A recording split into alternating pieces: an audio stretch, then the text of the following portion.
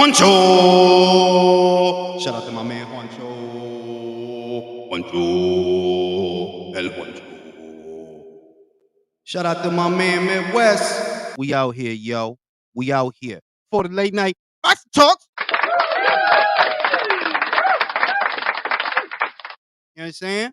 The next episode of the relay is already done for your viewing pleasure after this live session. Shout out to my man Jay Flint, Danny Lopez, Hot King in the building, Jack Nuff in the building, yeah, yo, with the KO. Shout out to my man NyQuil Donut. Ow! You're actually in there. Yeah, I am, apparently. Shout out to my man Troy Mack, Justino Castillo in the building. Luis Mosquera, Ray Sanders in the building. Yo. Shout out to my man Mario Guzman. You already know, son. We out here. Hi, I'm gonna say this, y'all. You know what I'm saying? You know, I'm still getting comments about the Canelo and Benavidez videos that I do, right? I still get comments about those videos. And I think what I love more than anything is when non-Mexican fans think they know what they're talking about, because I just read a comment from a guy named Donald Bauer. And Donald Bauer said that if Canelo Alvarez fights Jaime before David, the fans would never forgive him. And I honestly don't know why these guys pretend to know what they're talking about. And I'm being serious because this already played out in front of y'all. This literally already happened. This exact same situation where there was a guy that people wanted Canelo to fight, but he fought another guy instead. And the situation that I'm talking about is the Chavez fight. At the time that he fought Julio Cesar Chavez Jr., everybody wanted him to fight Gennady Golovkin. But that didn't stop the Chavez fight from selling a million pay-per-view buys. You can look it up, you know? The Mexican fight fans, the Chicano fight fans, they showed up, they showed out, they supported the fight. And Canelo Alvarez was actually less popular then than he is now. He's a lot more popular now than he was then. I don't think you could have called him the face of boxing then. People didn't call him that when he fought Chavez. And even when he fought Golovkin the first two times, it wasn't really after until after the Golovkin, the first two. It wasn't until after that that you started to see people calling him the face of boxing. And I don't know, I just don't understand why these guys pretend. But like I always say this, it's a vocal minority. It's literally the same people day in, day out, making the same arguments when it doesn't play out that way in the real world. In the real world, if you did Canelo Alvarez versus Jaime Munguia, that is a commercially successful fight. That's a commercially viable fight. Whether you like it or not, you don't represent the majority. You don't. How do I know that? You're a Benavidez fan. That's how I know. The Benavidez fans are in the minority. It doesn't matter how you slice it. He was just on pay-per-view, opposite the ring and unbeaten fighter, and practically no one bought it. More people bought Canelo versus Ryder than they bought that shit. How much more explaining do I have to do? Leo. Shout out to my man Leo. Got my man Silas del Lobo, que lo que, manín. Reyes in the building, Troy in the building. May 2017, I was in DR watching that fight. I'm trying to tell you, bro. Shout out to my man Domo with Coco. Canelo had a chip on his shoulder during the Chavez fight because Chavez had a similar hype to him. And they thought he was the next Mexican superstar. Exactly. I will say that Chavez and Canelo had more backstory than Canelo and Jaime. But what I'm always telling guys that they don't want to understand is whether you like Jaime or not, he sells tickets. He does. He sells more tickets than the Charlo brothers, certainly more tickets than Demetrius Andrade, more tickets than David Morrell. Let's stop playing. Like I don't know what people get out of being stubborn and obtuse. It has no effect on the actual situation. Luis Mosqueda says, David said, if Canelo's scared, he'll fight Bivol. Bullshit. Yeah, he's not gonna fight Bivol, bro. That dude is just talking. He not gonna fight Bivol, bro. Esas son puras pendejadas. Si tú querías pelear con ese tipo, este año entero, él no estaba haciendo nada. The news broke of Canelo versus Bivol 2 falling apart months ago. That was your opportunity. Who did you choose to fight? The Demetrius Andrade of Rhode Island. If you wanted to fight Bivol, you would have fucking fought Bivol. He was free most of this year for you to fight him. We know he has more of a profile than Demetrius Andrade. We know he has more of a profile than David Morrell. So if that was somebody that you really wanted to fight, you would have did that and you could have did that. You didn't do that. You fought the light punching southpaw who's in his mid-30s because he just looked like doo-doo with Desmond Nichols. Stop the cap. Stop the cap. I'm gonna open up the chat to the panel. Got some spicy questions, spicy things that need spicy answers. I don't want this live to run too long. Maybe an hour and a half, maybe 2. I don't want it to run too long. But I'm just saying that if it was and where are these people that are in my comments whenever I go live? Because I'll shoot you a link and you can tell me all the stuff you're thinking, you know? I'll shoot you a link. I don't have a problem with that. Open discussion. Go, my man, Villain. Villain is in the building. How you doing? Lil. You got Lil in the building. Villain, what the fuck? How's it going? Ain't shit, man. I'm just saying that if David were really serious about fighting Dimitri Bivol, he wouldn't have spent a year talking about it. He would have actually fucking done it by now. Well, you have a history of talking about fighting guys long before he fights them. If you don't remember, and I know you do, they talked about Caleb Plant how long before he actually got in the ring with Caleb Plant. What was it, Fucking 3, 4 4 years? years, bro. Yeah. So it's the frustration of being a boxing fan because the fights that should be getting made now don't get made for 2 or 3 years. So he's not going to fight Bivol again. A lot of these boxers have realized that they can cloud chase off using someone's name to help build a profile without actually having to fight them. Like, I don't know why we're talking about this shit, because here's the thing with old Benavidez. If he really wanted to fight Canelo, all he had to do was keep his nose out of blow and make fucking weight. And he'd have fought him already. So what are we doing here? They're trying to turn that into some kind of victim shit that, oh, poor David, because somebody ran in the bathroom and shoved the coke up his nose.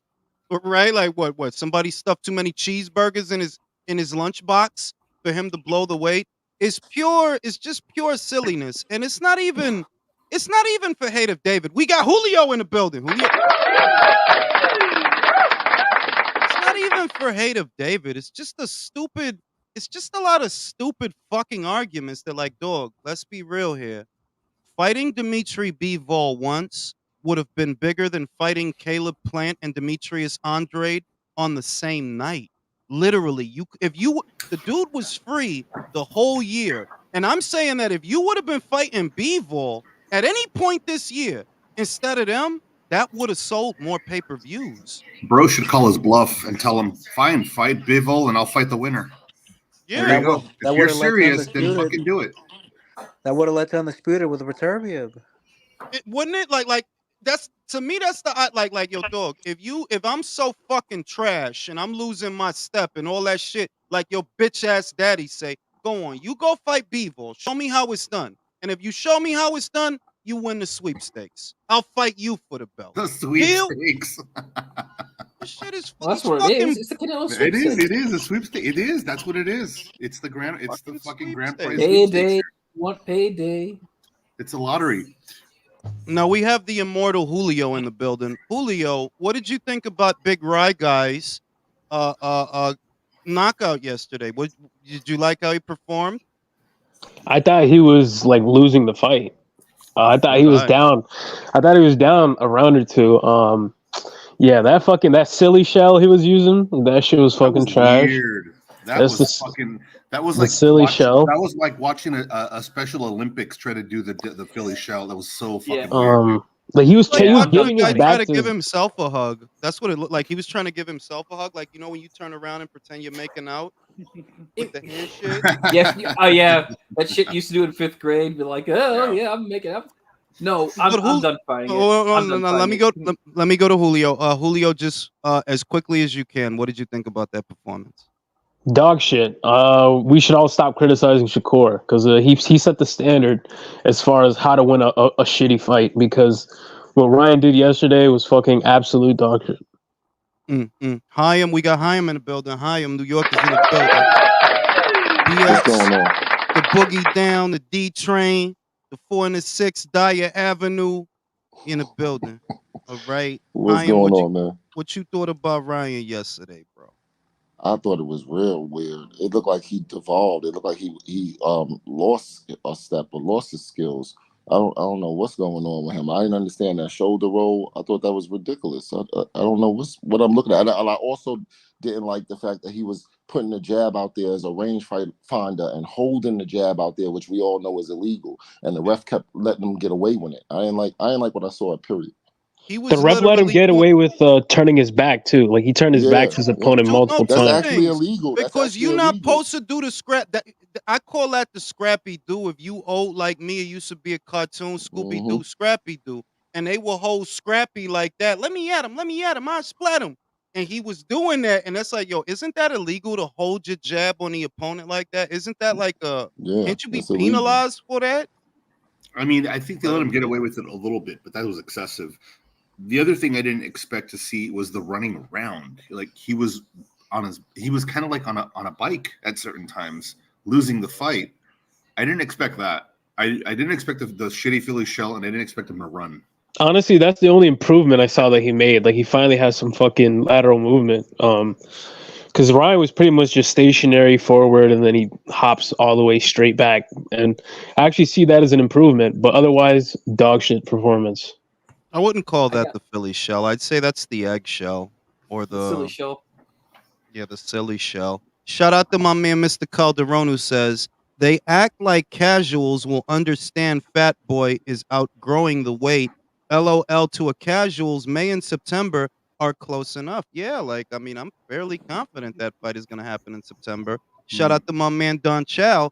Benavidez Sr. with his 15-year-old mustache. Ain't that the truth? Like, did he skip puberty, bro? If you're not gonna grow a full mustache, like this is me playing around. Y'all don't want me to grow my shit, bro. I'm gonna look like Charles Bronson. If I just let this is about 15%, maybe 10% of my powers. If I let it all out, bro, I'll put Charles Bronson and Chuck Norris to shame, bro. Y'all don't know nothing about a mustache. Shout out to the man Quentin last year in the chat. Ryan Garcia is the Hispanic Wilder with a left hook instead of a right cross. Ain't that the truth, bro? That dude. That was a shitty performance. But are you guys excited about a potential Rolly fight? Oh my! Why not? Two retards slapping each other is fun.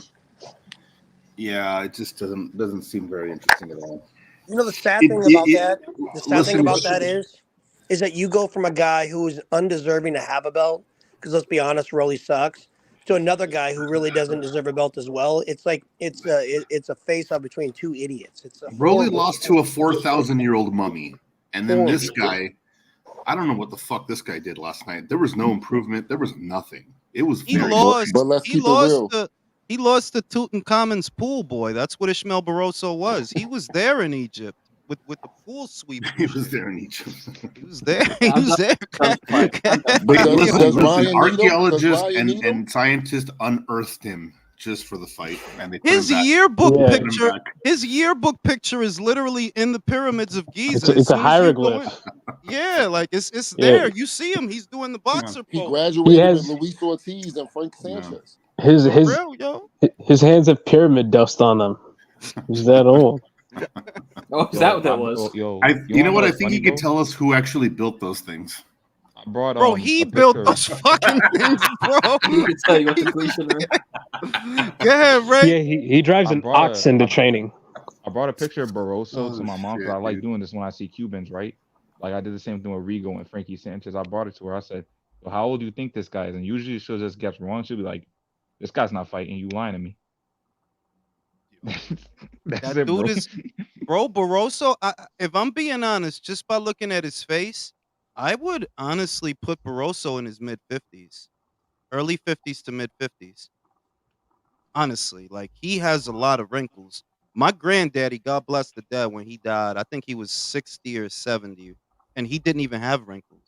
Listen, there's a guy at the gym, and he does sparring with us on Saturdays, and he's at least 59, and he has one of the fastest jabs I've ever seen.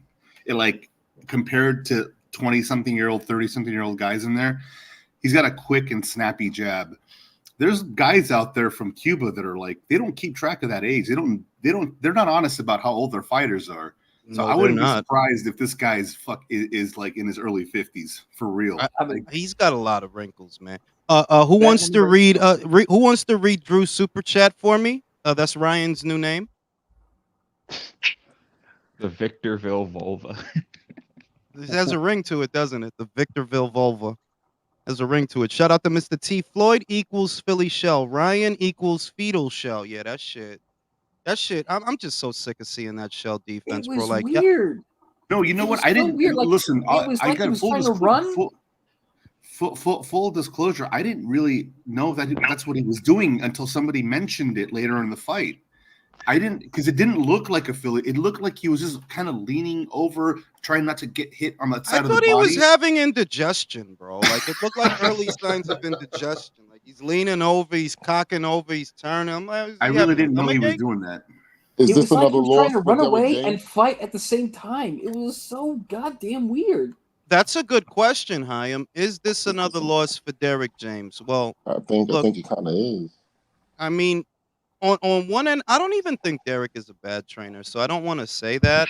I'll just say that with any trainer, I don't expect to see the difference the very first fight. You know what I mean? Because Rome wasn't built in a day. If Derrick is having an effect on Ryan and how he fights, we're not going to see it right away. And that's the same is true for any trainer, no matter how good or bad they are. You won't see the difference straight away. Yeah, But you shouldn't see a No, I step think back. it's clear. No, I think it's. Back though. You When shouldn't do see you a think? step I back think. with a new No, trainer. I think it's obvious though. I think it's obvious he trains everybody the same. Like, cause he was doing a lot of the same shit AJ was doing over the past couple of fights. If you really like pay attention. So, do you I ain't think Philly that shit. Derrick is a good or a bad fit for AJ? I think he's like a one size fits all trainer. Like he trains everybody the exact same, and that's why we've seen like a decline in his results over the past year. Would you Like say it's that pretty Ben obvious. Davison? Would you say that Ben Davison is a step up or a step down from Derrick? I mean, Step maybe up. they're Step up. gonna. He's gonna train the same shit. Like it's just gonna be the fundamentals. That's all Ben Davison does. What do you think, Nah, he's got a little bit more than Hyam, that. step up or step down? Step up or step down? I say is a step up because if you listen to Ben Davison, we always talk. We all call Ben Davison a gym teacher, but when you listen to him, he has a beautiful analytical mind when it comes to boxing. Derrick James, I ain't heard him say nothing amazing ever. Well, I'm saying like in the corner, like who gives better corner advice? I don't know. But as far as like what they're gonna learn, it's just fundamental. That's all they teach. No, I think there's a difference between just fundamentals and small nuances. I think Ben Davison teaches small nuances. I think Derrick James just works with whatever you got and tries to improve you the best he can. And like you said, he trains everybody the same. I think Derrick James is a little shaky. I think Ben Davison is actually a step up. Lee Can I Wood. respond, please? I mean, Go ahead, I Ray. think Ben, Go ahead, I Ray. think Ben Hyam, Davidson would be. With all due respect, I respect you completely, right? I respect your opinion. That is completely wrong, bro. I have no idea what the fuck you're talking about, dog. I've listened to Ben Davison, bro. I hear a word salad, and when I hear him in the corner, I'll be mad confused about what he just told his fighter. And then they go out and look bad. His fighters went off of that dog in them. That's really it.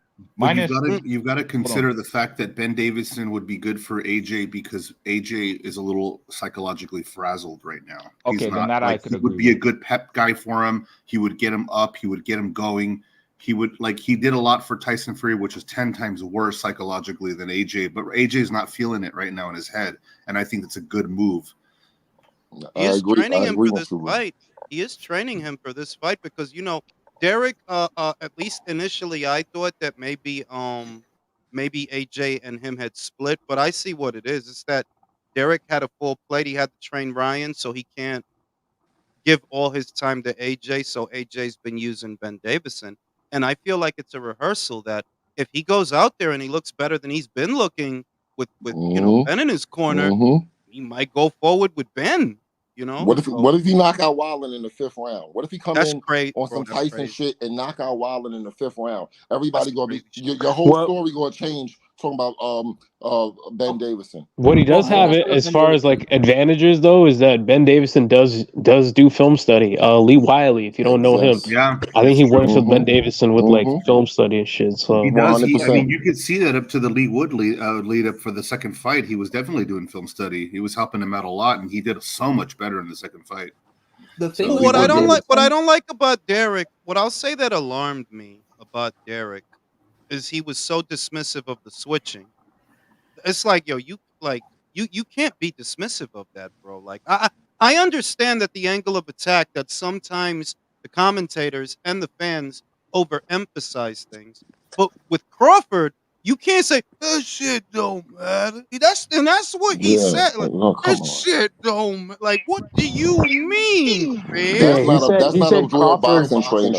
He said it was just athleticism more than skill, and I was just like, "Oh, these dudes they're cooked." As soon as I saw that shit. Wait, Derek Jones said it was more athleticism. Yeah, he said Crawford is mostly athleticism rather than boxing skill. That is. I mean, if you're a trainer, bro, who's in the minds of Moria? You hear that shit, or is it just me? Yeah, no, I heard it. That's why I muted my mic. I thought it was me. I thought I muted my mic, but I still heard it after.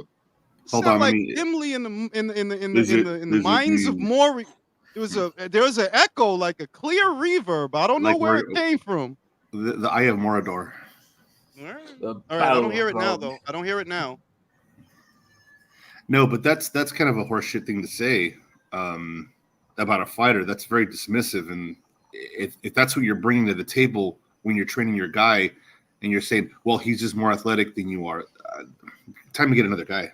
Well, to be fair to Derek James, real quick, is that he probably didn't think they were ever going to fight Crawford, because remember, they were trying everything they could to not fight that man, so he could say whatever he wanted.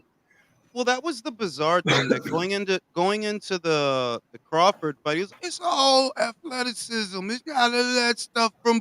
I'm like, yo, this like you can't be you about to fight Crawford, and this is how you like.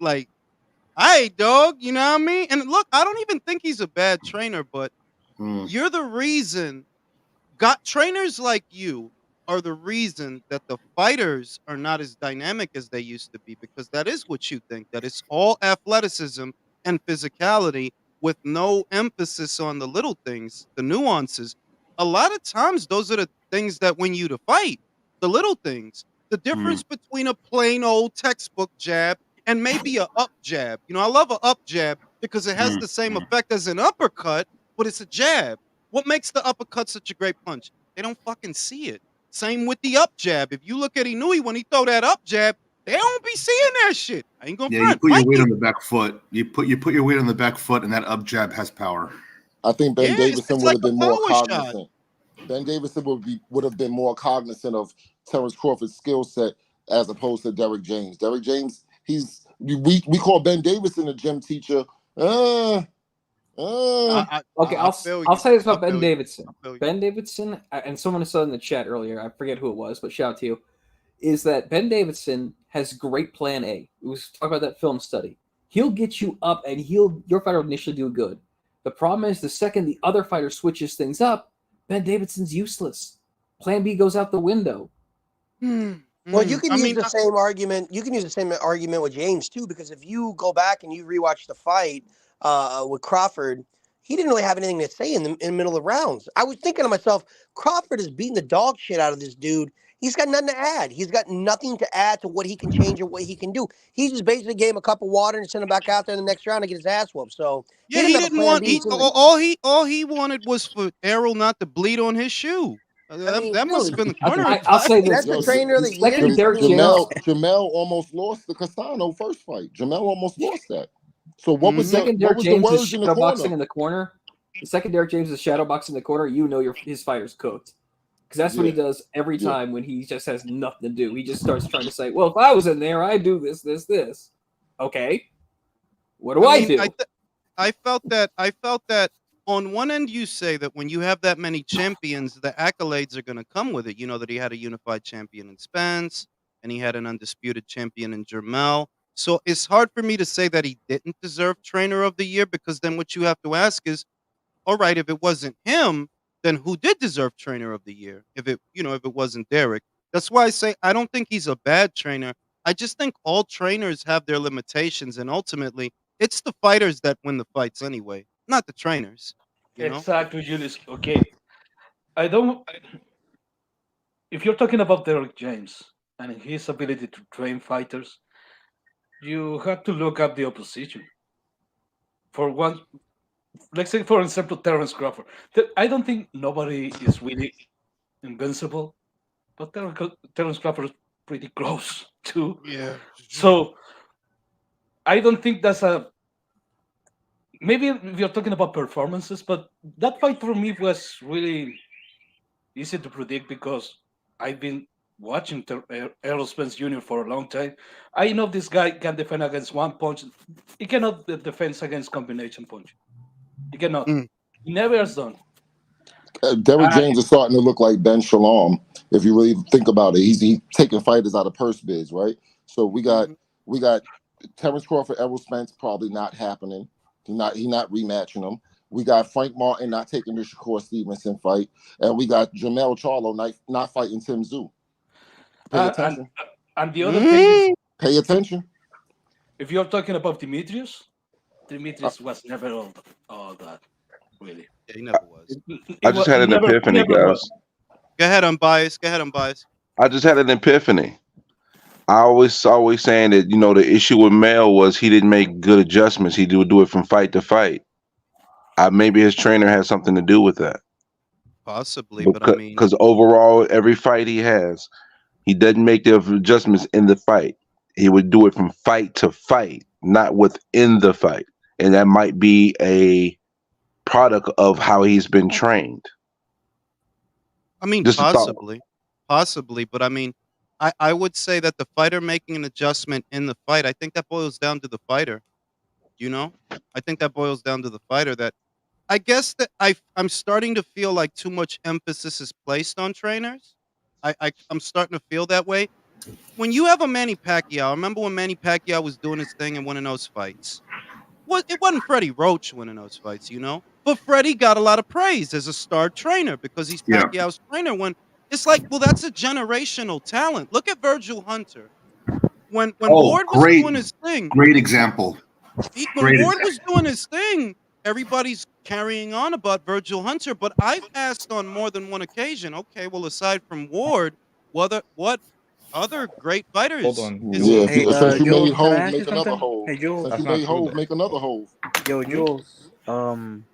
Speaking of Freddie Roach, bro, do you think that he's a good fit for Jaime Munguia? And do you think that he's better than Morales? Absolutely.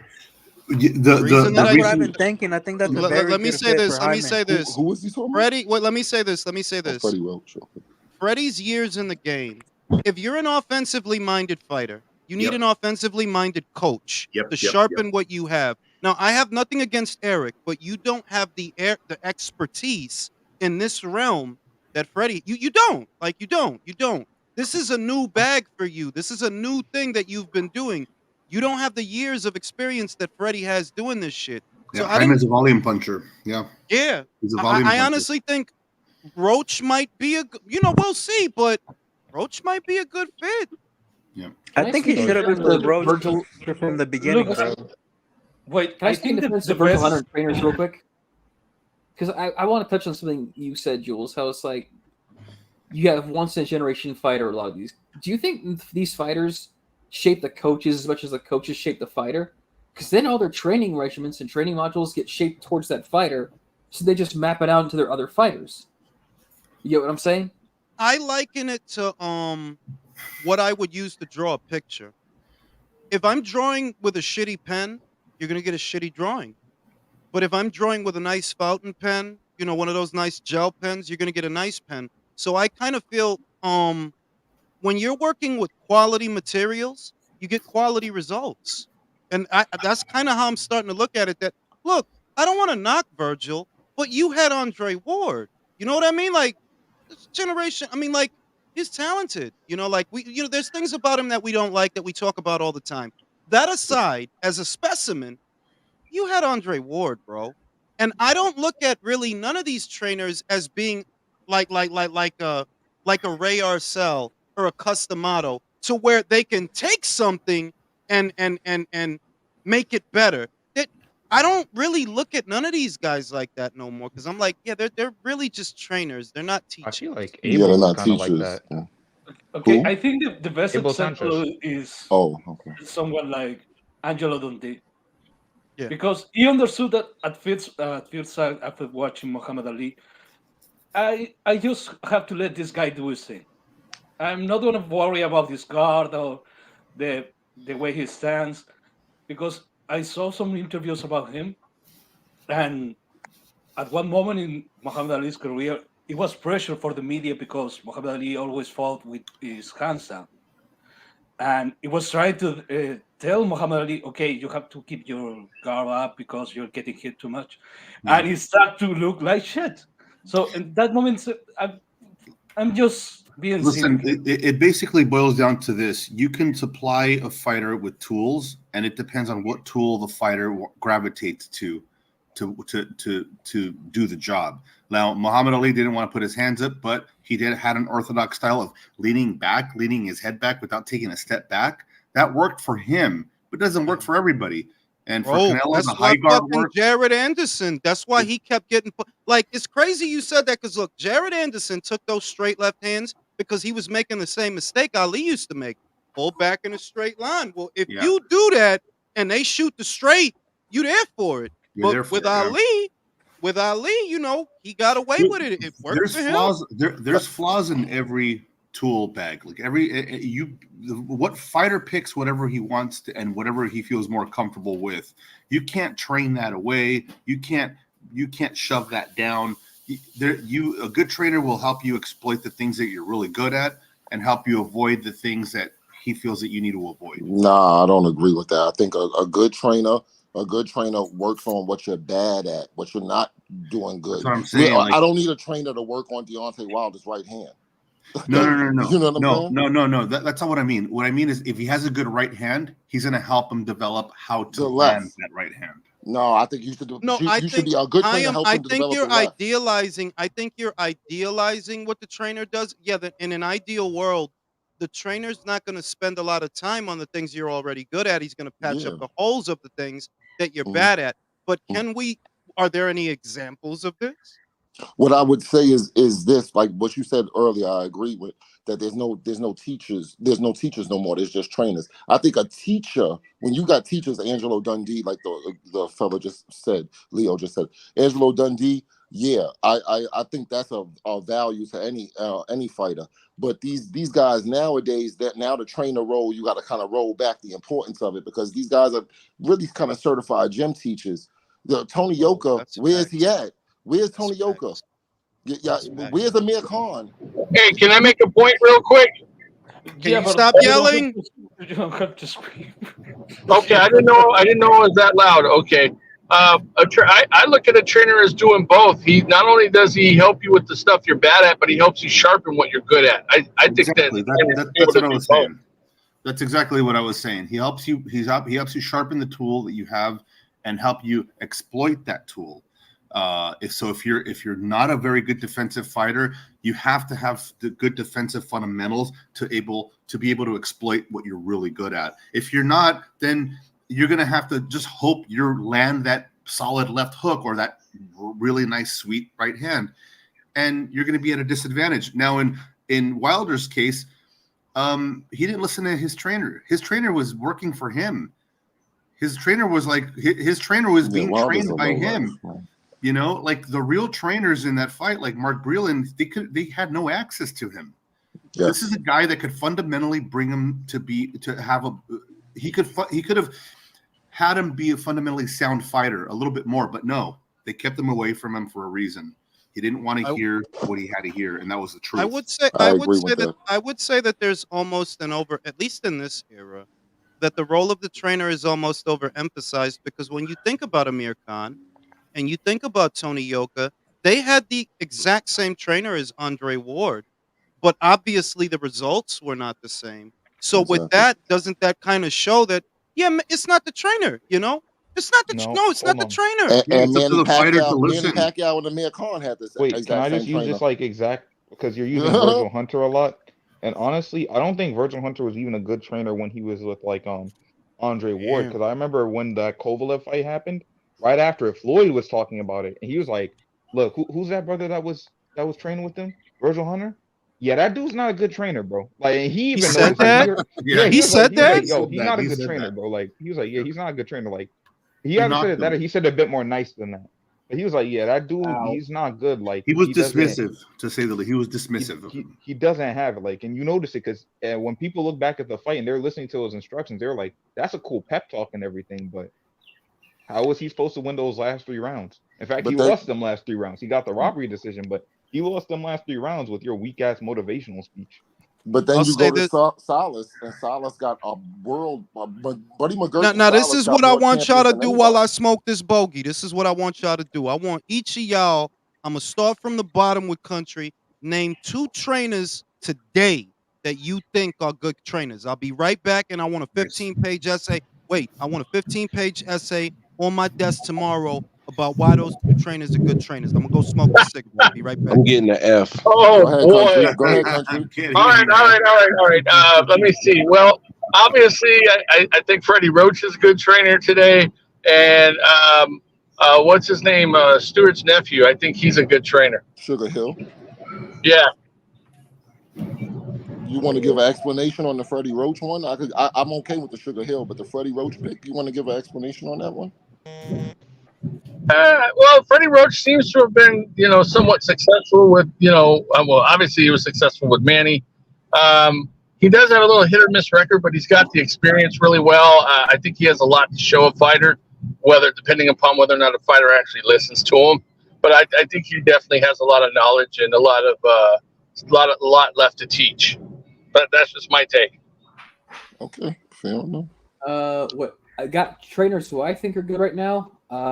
Bomac, or I think for fairly obvious reasons. Jesus Christ. And Inoue's dad. Yes. Eddie Reynoso. Eddie Reynoso is a good trainer. Mm-hmm. Who's your second? Who's your second one? Who's your second one, fam? Yep. Oh, you had some technical difficulty. Yeah. I'll probably say the best trainers. I'm probably gonna have to go after this because someone called me, but I would probably say it's Abel Sanchez and Shane McGuigan. I think Shane McGuigan is, and you could quite literally see it. There are times he'll have a fighter and they'll do amazing, right? And the second that fighter leaves him, they'll be insanely like a shell of themselves. Like a good example is Josh Taylor for one, and Carl Frampton when he went into that Jamel Herring fight, or just really after he left, he looked dreadful as a fighter. And Abel Sanchez, I don't think he gets enough credit. Like he took a guy like Terry Norris, and I'm not saying Terry Norris was a bad fighter, but he was actually a much more defensive fighter, and his knockout ratio wasn't that impressive. And he turned him into a very aggressive, in and out, fast punching, attacking all-star fighter, man. I mean, Abel's retired, I think. So, somebody else. Oh wait, yeah, he is retired. Shit, I forgot. Damn. Who's next? Yeah, all Abel does now is make bad predictions now. Yeah. All right. All right. So I have my 2 are Reynoso and Papachenko.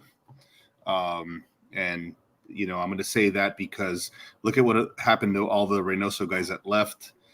It's up to the fighter. I know he's got Oscar Valdez, and that's not a really good example, but Papachenko, because he's got Usyk and he's got Loma, and even despite their time out of the ring, they were still able to come back and I think, in my opinion, beat Devin Haney, and you have Usyk doing very well at heavyweight. So can we give a shout out to Jules's lungs?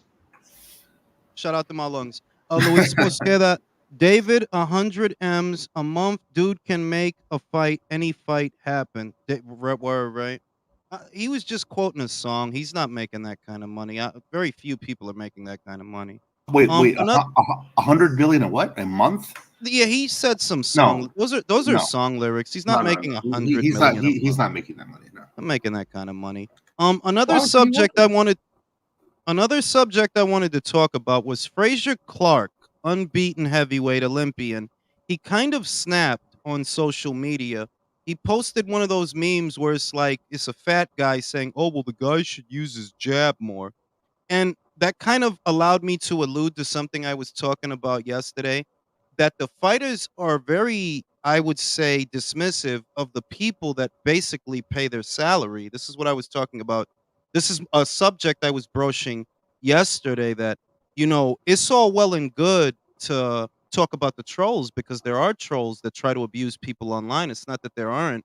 But sometimes the fighters themselves are a little bit too dismissive towards the people that basically pay their salary. So if a fan, however uninformed, they're saying something and you don't like it, right? Well, that's not the cue for you to say something like that. If you go to his page, you'll see the meme that I'm talking about. He posted, that meme of the fat guy with the pizza. He's on the couch. He's like, "Oh, well, he should use his jab more." Just because the fat guy's eating pizza on the couch doesn't mean he's wrong. You know what I mean? Jules, the fat guy would knock Frazier Clark the fuck out. No, I'm not even going to say that, because it's not about this. It's not really about. It's not really about disrespecting Frazier Clark so much as I guess the fighters, which is why sometimes fighters are not as popular as they should be. When you think about what he's an unbeaten Olympian in the UK. You should be selling, but you're not. Could it be your people skills? You see what I mean? Because other guys, other UK Brits come out of the Olympics and they already got like shit. Johnny Fisher has more fucking fans than you, and I don't even think he's an Olympian. So when I saw that, it kind of hard. I saw it today, but I was talking about this yesterday, that it's like, yo, dog, you need to understand your relationship with the fans and stop acting like you don't need them, because you do need them. You need them, but they don't need you. They could always watch somebody else. They could always watch something else. They could watch reruns of Seinfeld. Then who's going to pay your salary? Who does Frazier Exactly. Clark beat in the top 15? Who do Top what? 20. Top 20. Who does Frazier Clark beat in the top 20? For real, And for real. there was a comment that I saw that I really liked, from somebody. I don't know who it was, because I was just skimming through the thread, and they were like, "Oh, well, I bet you if they were praising you and talking about how great you are, you'd like that." And that kind of speaks to what I was talking about yesterday. They're like, "What? So what? The fans supposed to suck your dick? They supposed to kiss your ass? They supposed to hype you up?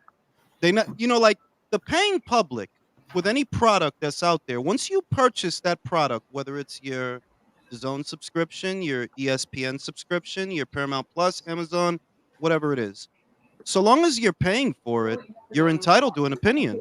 Now, if you're not paying for it, then yeah, I agree. Like, what you think doesn't matter. But who's got the conversation going on in the background? I think it could be quick. Can you just let that sit so it keeps cooling or whatever? It starts at 7, or sorry, at 6. You need to be there at 6:30. Then. Starts at 7.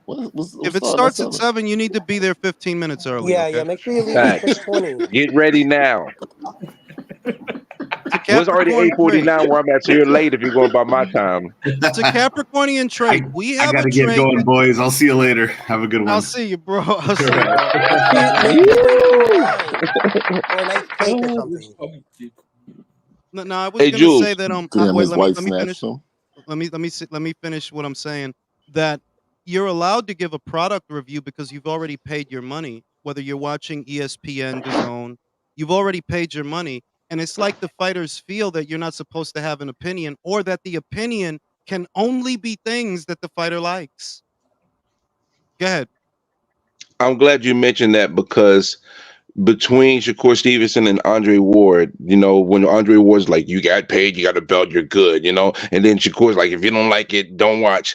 It pissed me off because I'm a Shakur fan I like Shakur a lot, but he's been rubbing me the wrong way. Like, I'm thinking to myself, the fuck? Bro, Nobody.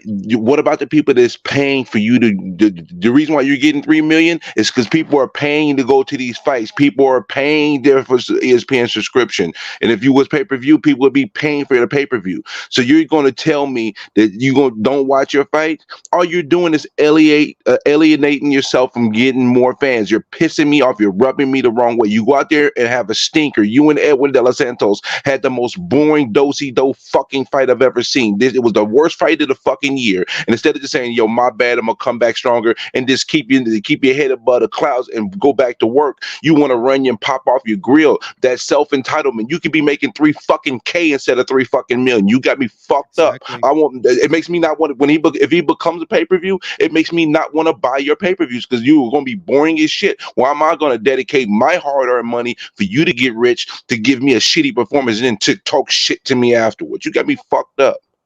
I would say the go-to with a lot of people in the industry, and I think this needs to be said, the go-to whenever they're receiving criticism that they don't like, warranted or otherwise, is Mayweather. that they'll say, "Oh, well, if you never boxed before, let me tell you something, bro. I don't need to have cooked before to know the food is bad. I don't need to have made a movie before to know the movie sucks. I don't need to have fucking sewn clothing to know I don't like it. So the idea that you need to have boxed before for your opinions to be valid, you could kill that shit because you need my money, but I don't need your boxing match. That's not essential to my existence. You see what I mean? So what I see in this era that perhaps got a bit more reverence before, which is why the pundits had more sway and why the public had more clout, is somewhere in between the era before the Mayweather era and after it. Somewhere in there, the fighters forgot, you need the public to be on your side, right? You understand that? That if the public is not on your side, you don't make big money. If you can't sell tickets, if you can't generate views, you're fortunate that in this era, there are exclusivity deals to keep the talent in-house that pay you a guarantee that's probably bigger than what you generate. That's the only reason you're getting it. But at some point, people investing in you, yeah, they're going to want a return on that investment. And when they do, you're going to need the fans on your side. So Yeah, I just Julius, feel like the So fighters in that's this. another one. can I say something? Look, I think we have to make a difference between going to a fighter and telling, look, I didn't have fun, I didn't enjoy your fucking fight, and other thing that's really, really different is I'm gonna go there and tell you how to do your work. Yeah. Look, if you go there and tell you maybe you should practice your footwork, you should practice your jab. Okay, I am a fan. I've been watching boxing for a while, and I think I know about boxing. But I am a fan. I don't really know. This is just me having fun. Now, if you're going to have fun at your cost, that's a little bit disrespectful. But you have to understand this is just me trying to be invested on the sport.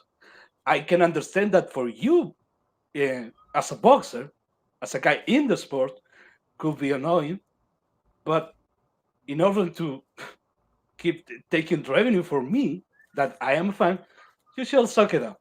Maybe you have to be a little bit classy, but I understand the sentiment because I'm not a boxing guy really. I am a fan. Most I understand that, but it's not, once again, what empowers the fan to be able to even speak as far as I'm concerned, because I wouldn't have anything to say if I weren't paying. I would just sit back and enjoy and count my blessings. The reality is, watching you costs money. I'm not entitled to have a fucking opinion on shit that I pay for. Is that how it works? So if I Can watch a fucking movie, I'm not allowed an opinion because I don't make movies? can we Is record that the how it three? works?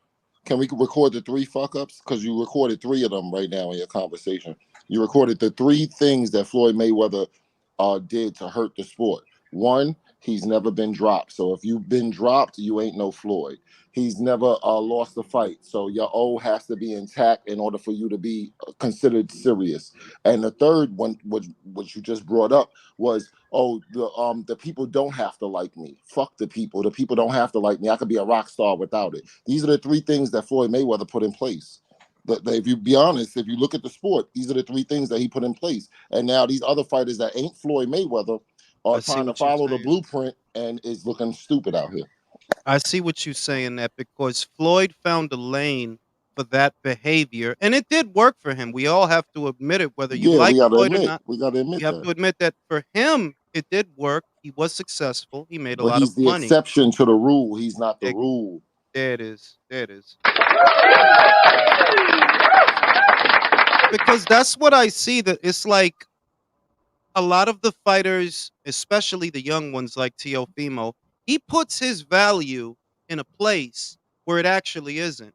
And you should be grateful to Top Rank that they've been paying you what they've been paying you, whatever it is, because I suspect it's not actually money that you're good for.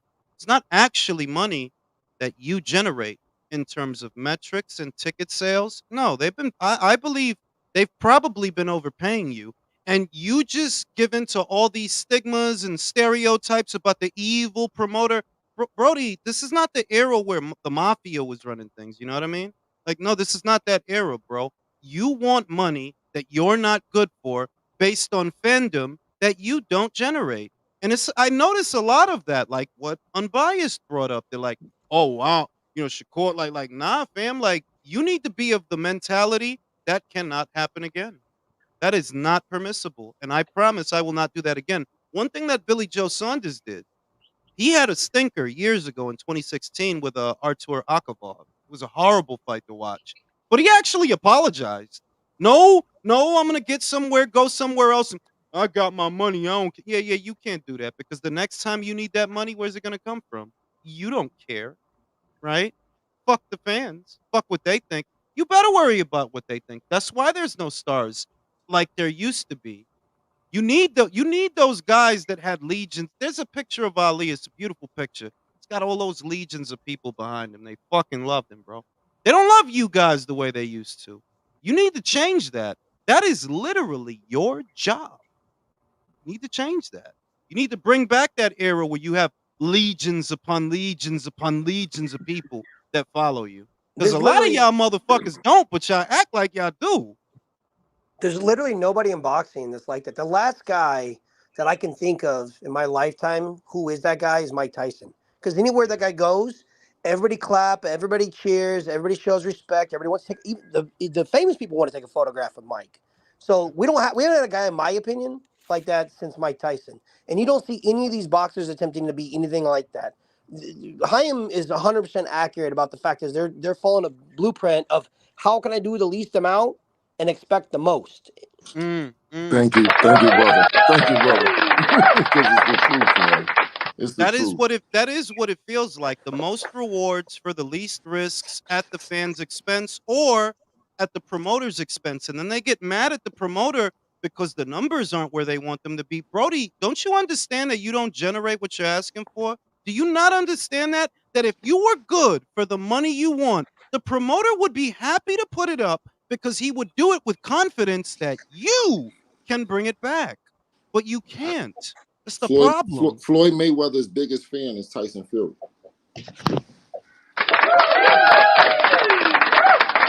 None but lies and smoke screens and bullshit. Floyd didn't have this many smoke screens. Floyd was fighting the actual fighters. They might have been a little out of their prime or whatever, but Floyd was fighting them.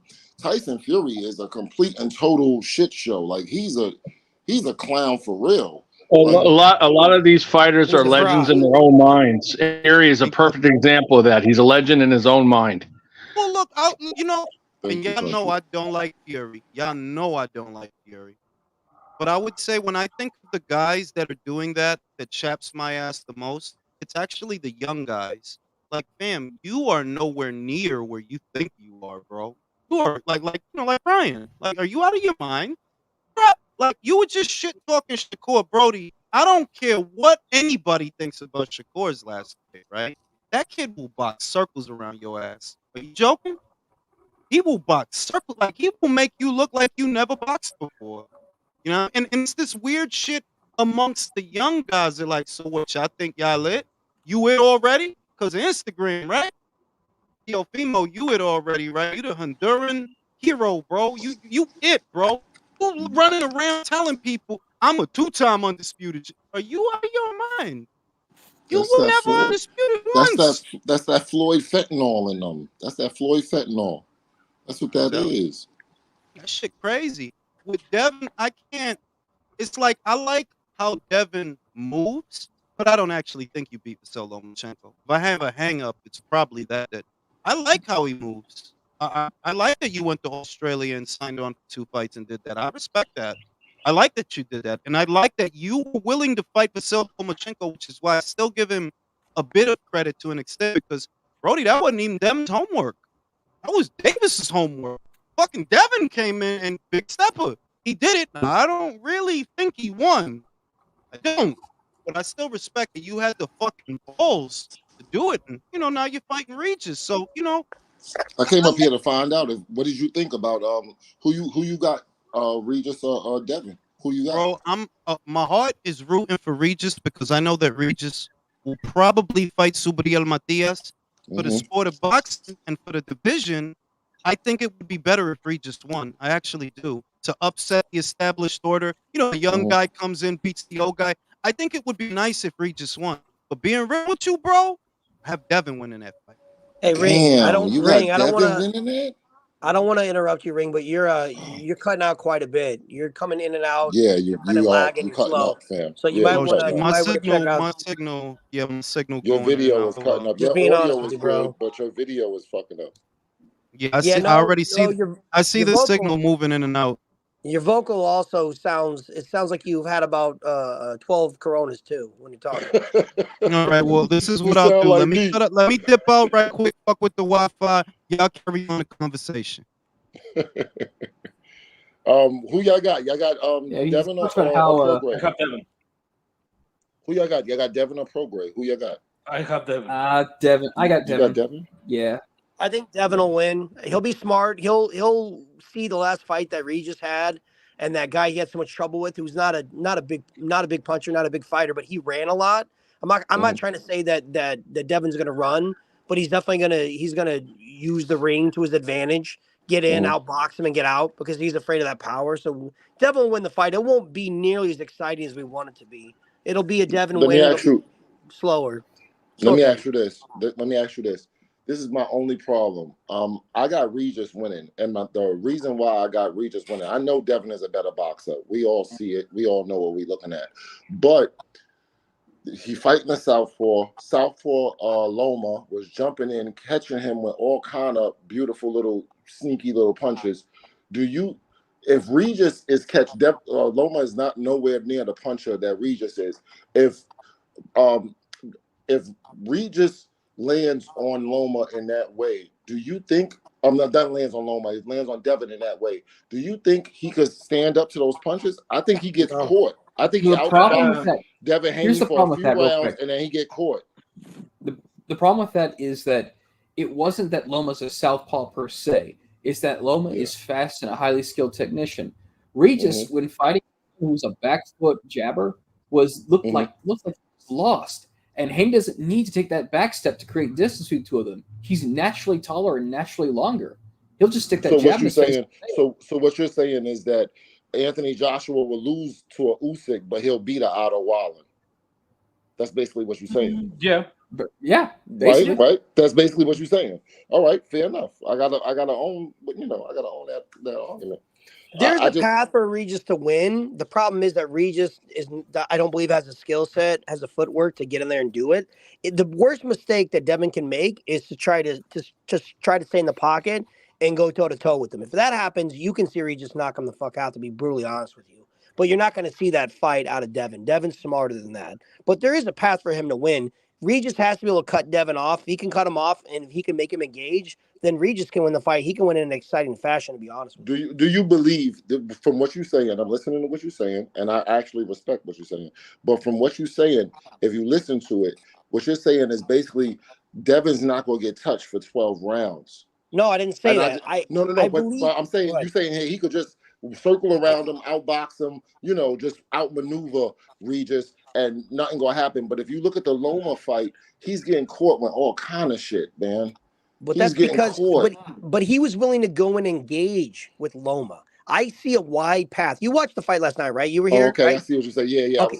Okay, you watched the fight. What happened after Ryan got touched up and he felt Oscar's power? What did he do? He got on his bike. Yeah, right. So he got on the bike. That's exactly what I believe that Regis is going to do in the fight. He's going to come in and pot shot him.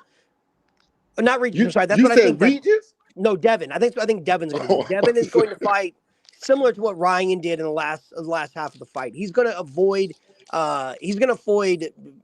Basically having to engage with them. I agree with you, but now you're talking about Devin Haney versus Regis Prograis. Regis Prograis is the champion. You got to take the belt from the champion. You can't do that on the back foot. You very few times in boxing history do you take the belt from the champion on the back foot. You got to hang on now. He can outwin him. Okay.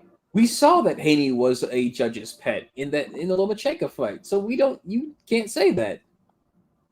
Say that one more time, fam. I'm sorry. Say that last part.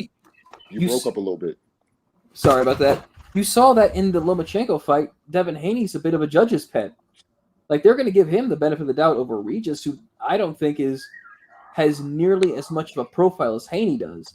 Like whatever reason, we want Haney to work. But still, you got to take the belt from the champion. You can't be on the back foot fighting the champion and think you go win the fight. You know what I'm saying? Why I agree with you. You're not that obtuse. You know that they're willing to take. There's a lot of politics involved in boxing. What you're saying is Devin has a higher ceiling than Regis does. I get what you're saying. I know what you're saying. And you know that, and I know. That's why I'm not trying to be disrespectful because I'm not saying you're obtuse. No. I'm saying you do understand the politics of this. Yeah, Regis is going to be Regis is a young guy who's a better poster boy, who's a boxer, who's going to have a higher ceiling. Where Regis is 35, 36 years of age, kind of flat-footed. Exactly. He's not going to. I mean, again, part of this is selling. But to argue with you, to give you a good argument back, most of the fights that you're talking about where that is at stake, those fights are against even punchers. Regis Prograis is not an even puncher when Devin Haney. Regis Prograis touch him the right way, it's over. Devin Haney is not built like that. That's why I believe it's going to be a boring fight. I hate to say it, but I think Regis is going to catch him at some point, and he going to go. If he That's does, why I'm going for Regis. I'm just saying, if he does, look, there's a pathway for Regis to win, but I think Regis is going to get frustrated after the first 6 rounds of that fight. Because Devin Haney's smart enough to realize I got to stay the fuck away from this guy. This guy's a much bigger puncher than just about anybody I've experienced at a brand new weight. I agree with that, but I think Regis could still be able to get to him. You're in a ring. You're in a ring for 12 rounds with another grown man. I think sooner or later, Regis is going to get to him and he's going to hurt him bad. I'll say this, Hayam, let me say this. Go ahead. Let me say this, Hayam. Let me say this. The reason I'm picking Devin is because he's actually very tall for the weight. He's actually not very tall, but he's got a little bit of height on Regis, a little bit of length on Regis. I think he's a little faster than him too, and he's got more snap on his jab. Regis has to get close to him for him to use that power. I don't think Devin's gonna let him. And we saw we saw what happened to Regis when he had to try to cut the ring off and track the guy down. In his last fight, we saw what happened. What I was just saying. I was literally saying exactly what you just said. Yeah, but is Devin going to run his move or run as much as that guy did? I mean, yeah, I think you're going to have to fight a man in a 12-round fight. At some point, you're going to have to stand in front of that man and fight that man. And I think Devin Haney is food. When I first heard the fight, I thought that can't be right. Devin Haney wouldn't be stupid enough to take a fight like that. And I'm keeping that same energy, dog. I think he's going to get knocked the fuck out. I think Regis has to really go different and rough Haney up and get him out of his rhythm of movement. Regis is very short. Regis is very short and has very short arms. He's been fighting at his size for his entire career. You think though this is the first time he ever met a Devin Haney? No, I always look at that. But Regis has been at this weight for a long time, bro. No, I'm saying Regis been boxing for a long time in general, in all the amateur fights and all the everything. Who do you think you've seen more of? You think you've seen more of a rangy, orthodox fighter? Who do you think Regis has saw more times? And who do you think Devin Haney has saw more times? I'm telling you, I think Devin Haney's in trouble. Yeah, but Regis... If you're right, then I'm not against it if you're right, because I would actually prefer that Regis wins. I would prefer Regis but that's win not too. my pick. That's not my pick, fair enough, bro. Fair enough. No problem. And this will be the first time Regis has faced a boxer like that when he's, again, 35 and having trouble making the weight. Like, there's a difference between going after those guys when you're 25 and you have the legs, and you're 35 and you're like, please stand still. Please stand still. Please back yourself into the ropes. I hear you, but I can't say Regis is having a problem making the weight. Regis is saying I'm a career 140.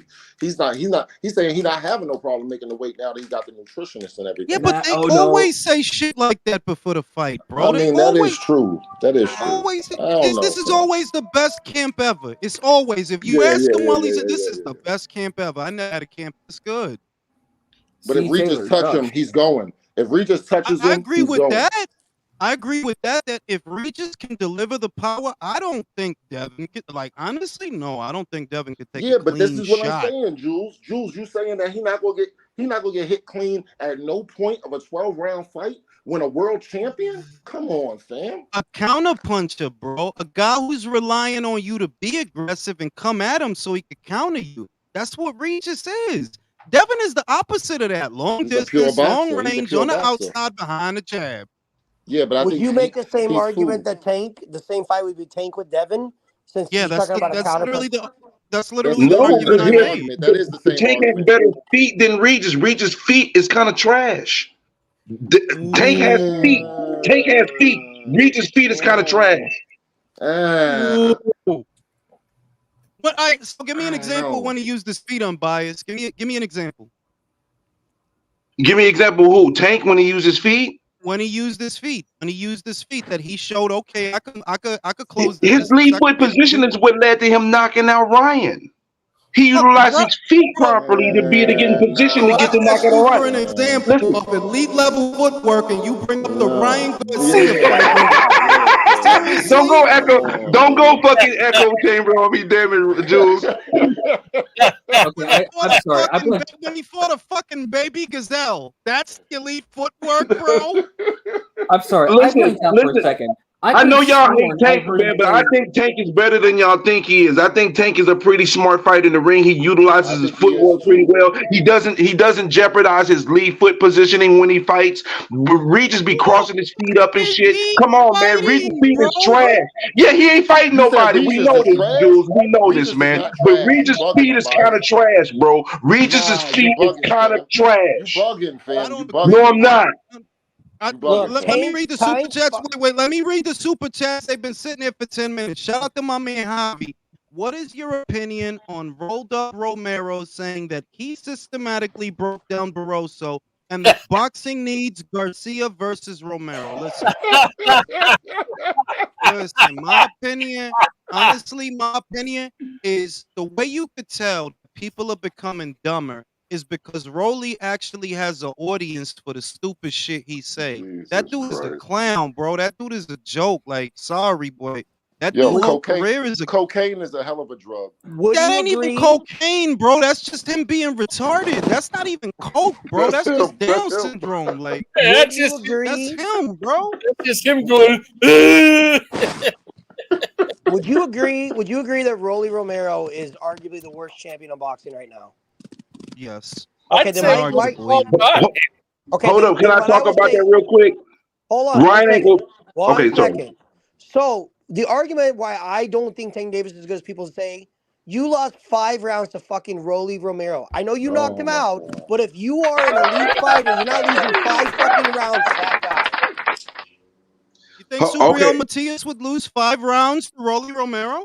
Hold up. Styles make fights, and we know that Tank is a counter puncher. He was waiting for his opportunity. He was letting him get his rocks off until he got his opportunity. You're making my point. No. You're making my point for me because if he's a counter puncher and you have a big target that's coming right at you, you should have been able to finish him in the first round.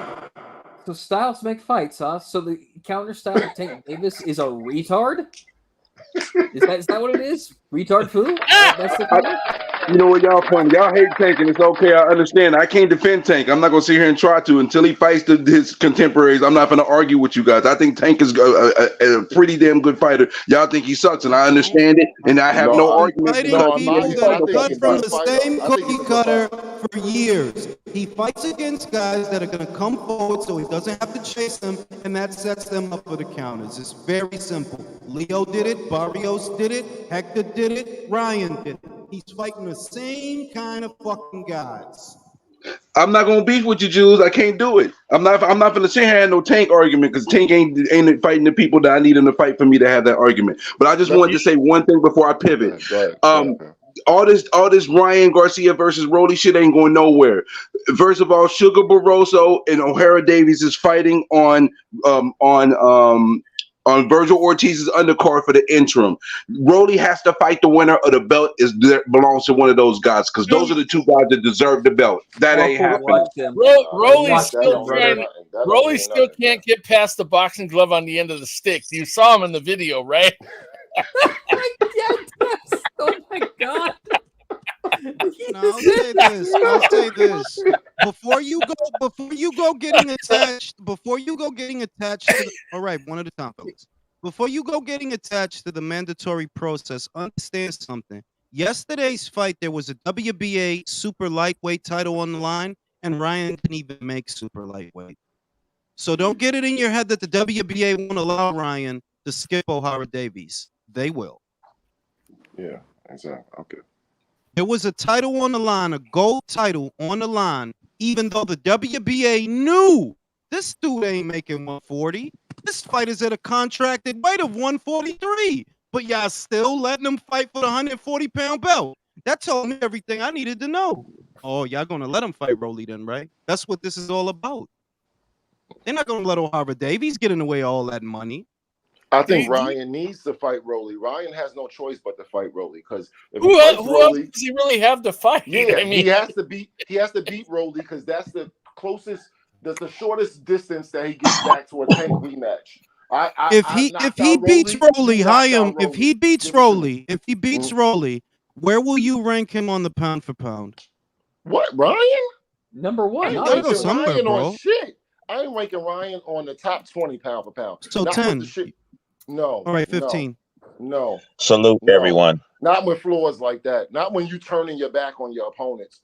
They looking at you dead in your eyes, and you doing an Eric Molina versus AJ. You doing a Listen, I had to blink twice because I thought I was watching Floyd in there, bro. Ryan is really that was a beautiful shoulder roll. Y'all didn't like the shoulder roll?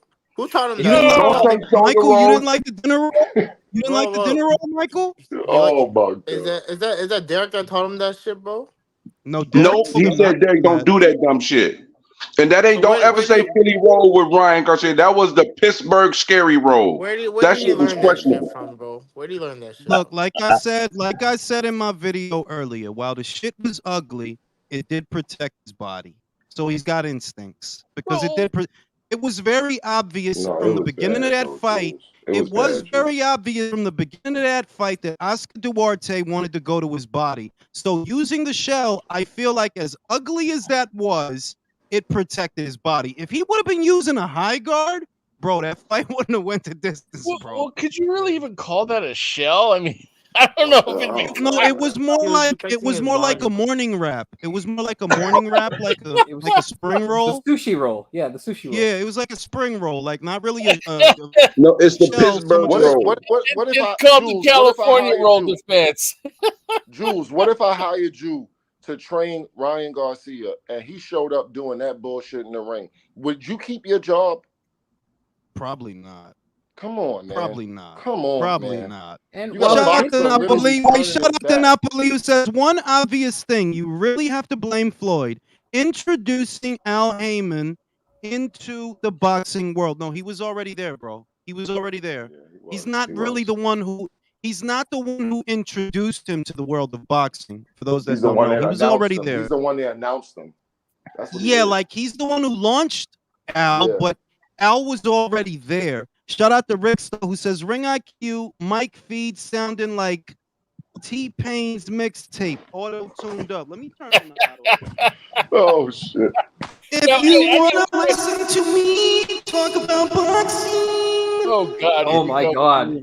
yeah, That's actually uncanny. I didn't. I really want to talk about boxing. Jules' debut album.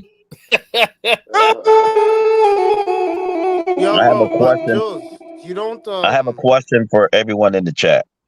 Go ahead. I heard some criticisms about Tank earlier, and the question is, if Tank fight mandatories and doesn't fight for undisputed, why is everyone criticizing him for ducking?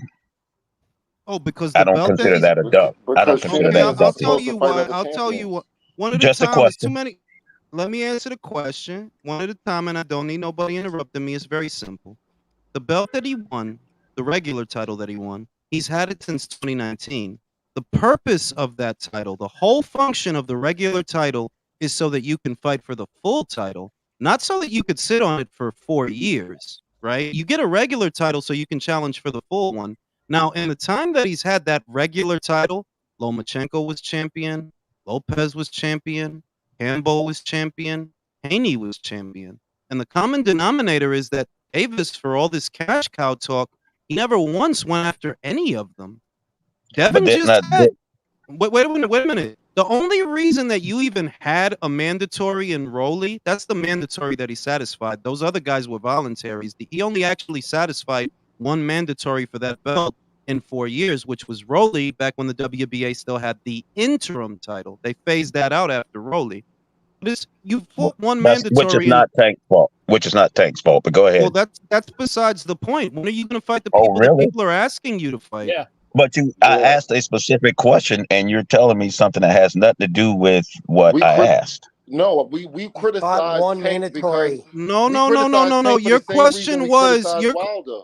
It's too many people talking. One mic, Your guys. One question. Your question was, if all these fighting are mandatories, why is he being criticized? Isaac Cruz was not a mandatory. Leo Santa Cruz wasn't a mandatory. Ryan wasn't a mandatory. Mario Barrios was not a mandatory. First of all, that was a two-part question, and let me ask it again. Mandatory, voluntary, whichever one you want to place on it, on his opponents. If he choose not to fight, to take a fight, to unify belts, that doesn't mean that you're a duck. That's exactly what it means. Yeah. That is not what it means. Yes, Sir, it does. How many units? I got a question. How many? If he wants to fight How many? some You How guys random, many? gotta stop. One Wait, mic, guys. let me ask a question. When all of y'all That are is not talking a at the duck. same time, can you guys hear each other? Because you do understand nobody can make out what you're saying. One at a time. So when you say no one can make out what I'm saying, does no one understand what I'm saying? Oh God! No. Wait. You're Let trying Villain. Wait. That Let was Villain for the respond. 10 people that rushed through the front door to answer your question. Now, to Okay. answer your question, it's very simple. You've been at this weight for a very long time. The real titles have changed hands several times. You've been there all the while, and you haven't fought the people that you've been asked to fight. You're instead holding on to a secondary title, fighting people that no one knows and no one is asking you to fight outside of Ryan Garcia. That's the only time you actually ever met public demand. So when you claim to be the cash cow of the division, and when you Which he say that is. you should be, Which he is. He's okay, not. if you say so. If Okay. he could be that, because my whole thing is, okay, if you're the cash cow of the division, and aren't the offers to these fighters supposed to be coming from you? Well, there's two things you have to. You answer. You want me to answer your question, or are you going to jump in front of me? I just let you talk. Go ahead. Well, one, Okay. one, it's a show. Okay, go ahead. You didn't Go let. ahead. No. You didn't let him talk. He lets you Yeah. talk. I did. I'm not gonna do that to him. I don't care. My point is that is the reason you jumped on to defend the people that Gervonta Davis has been fighting? That's a yes or no question. Absolutely no. Then what are you doing? The reason I jumped on is one, I jumped on in the middle of someone criticizing Tank Davis. That was me, and Okay. I'll What was continue it? to And do it. so, and All right, listen, and listen, and let me, what was it? and can I finish? What And was can I invalid? All right, go ahead. I'm following up on your question. What was it that they criticized that you feel was undue? That they feel that Tank Davis is not fighting the people that they, in particularly, want him to fight. So that criticism is invalid, you're saying, because they I want believe him to that fight criticism. people? I believe, my opinion, that the criticism is invalid because of the simple fact that these fighters fight whoever they want to fight. It's not for Can I fans to jump in, dictate. Jules? Please, It's can I not for jump in? fans to dictate. It's not for fans to dictate a fighter's career. Fighters have promotions. Sometimes fighters get out of contracts. Sometimes fighters have a 3-fight deals. There's a lot of things that goes on in the sport of boxing, Please, and Okay, go those ahead, fans Hyam. All always right, now. and those. All right, no. All please right, let me jump in. All right, now. One at a Please. time. I'm gonna say this. I want to lay down the I ground wasn't rules. finished, but go ahead. I just want to lay down the Go ahead. ground rules for this conversation. One, I don't want 10 people talking at the same time. I don't, because then I can't understand what anybody's saying. Two, I'm good. No filibustering. One person does not need 10 minutes to talk. I don't know why. Nobody seems to understand that there are 10 people up here and everybody has something to say, but they want to take 10 minutes talking. No, Go I'm ahead, gonna be Hyam. quick. I'm gonna be quick. Listen, I think I'm gonna just name them real quick. It's Mike Tyson, Lennox Lewis, Marvelous Marvin Hagler was the most famous for saying it, and there's somebody else I can't remember right now. But what they all basically said was one thing. Roy Jones was the last one. What they basically said was one thing: there cannot be another man walking around on God's green earth calling himself champion in my fucking weight class. I'm gonna make sure that is not an option by fighting everybody and taking all the belts. This is what a champion is. This is what we expect for boxers historically. This is not about what the new age is doing with the Ryan Garcias and the Jake Paul or whoever the fuck. We don't care about that. We boxing fans on this panel. So we believe in being the very fucking best at what you do. Terrence Crawford. We believe in Usyk. We believe in New Way. We believe in motherfuckers that push it to the limit and get all the belts. They don't play around. They don't play fucking games. All that other shit is garbage. I'm done. All right, I will say this because the initial question that I heard, which I'll answer one more time. You said that why are people criticizing who he's fighting when all he's fighting are mandatories? That's what you said. And to that, I'll say he's only fought one mandatory for that regular title in the last 4 years, so that's really no excuse. Two, you say that it's not up to boxing fans to dictate who the fighters fight, but boxing fans are the ones who dictated that Spence fight Crawford. You're eliminating the entire precedence of people paying to see boxing on the premise that the fighter should get to do whatever he wants when it doesn't actually work like that. And that's why Showtime ended up leaving the sport of boxing. In a general sense, it's supply and demand. Any business that is a business is supply and demand. And the reason that Showtime boxing got run into the ground is because you guys kept supplying fights that nobody was asking you for, many of which were the Tank Davis fights that we're talking about. And many of those Tank Davis's fights sold more pay-per-views than anyone. No, they didn't. No, they didn't. They didn't. I'm talking about when I say listen, when I say anyone, I know I just made a blank statement, but when I say anyone, I'm not including the likes of Paul and those guys. I'm talking about boxing fans. I'm talking about like real boxing matches. I don't know what So you're can you talking name about. some? You One at a losing the time, argument. fellas. I'm telling you, this has got to stop. It's three people trying to talk at the same time. Am I responding or are you guys responding? Now, when you say anyone, but you're not talking about anyone, who are you talking about?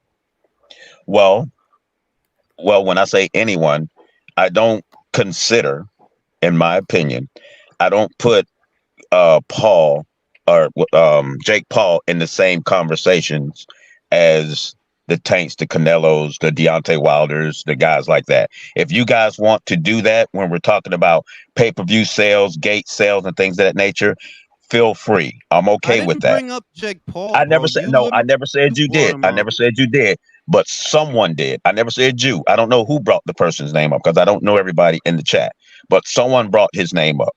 But with that being said, there's only maybe one or two people not named Jake Paul and this other guy, I forget his name, that may have sold more pay-per-views and gates than Javante. Your numbers are factually inaccurate anyway. It doesn't Okay. I don't know what this focus on Jake Paul is anyway, because there are people within the world of boxing that have sold more on a regular basis than Gervonta Davis. Moreover, to the point of Jake Paul actually understands his audience, which is why he does more numbers than Gervonta.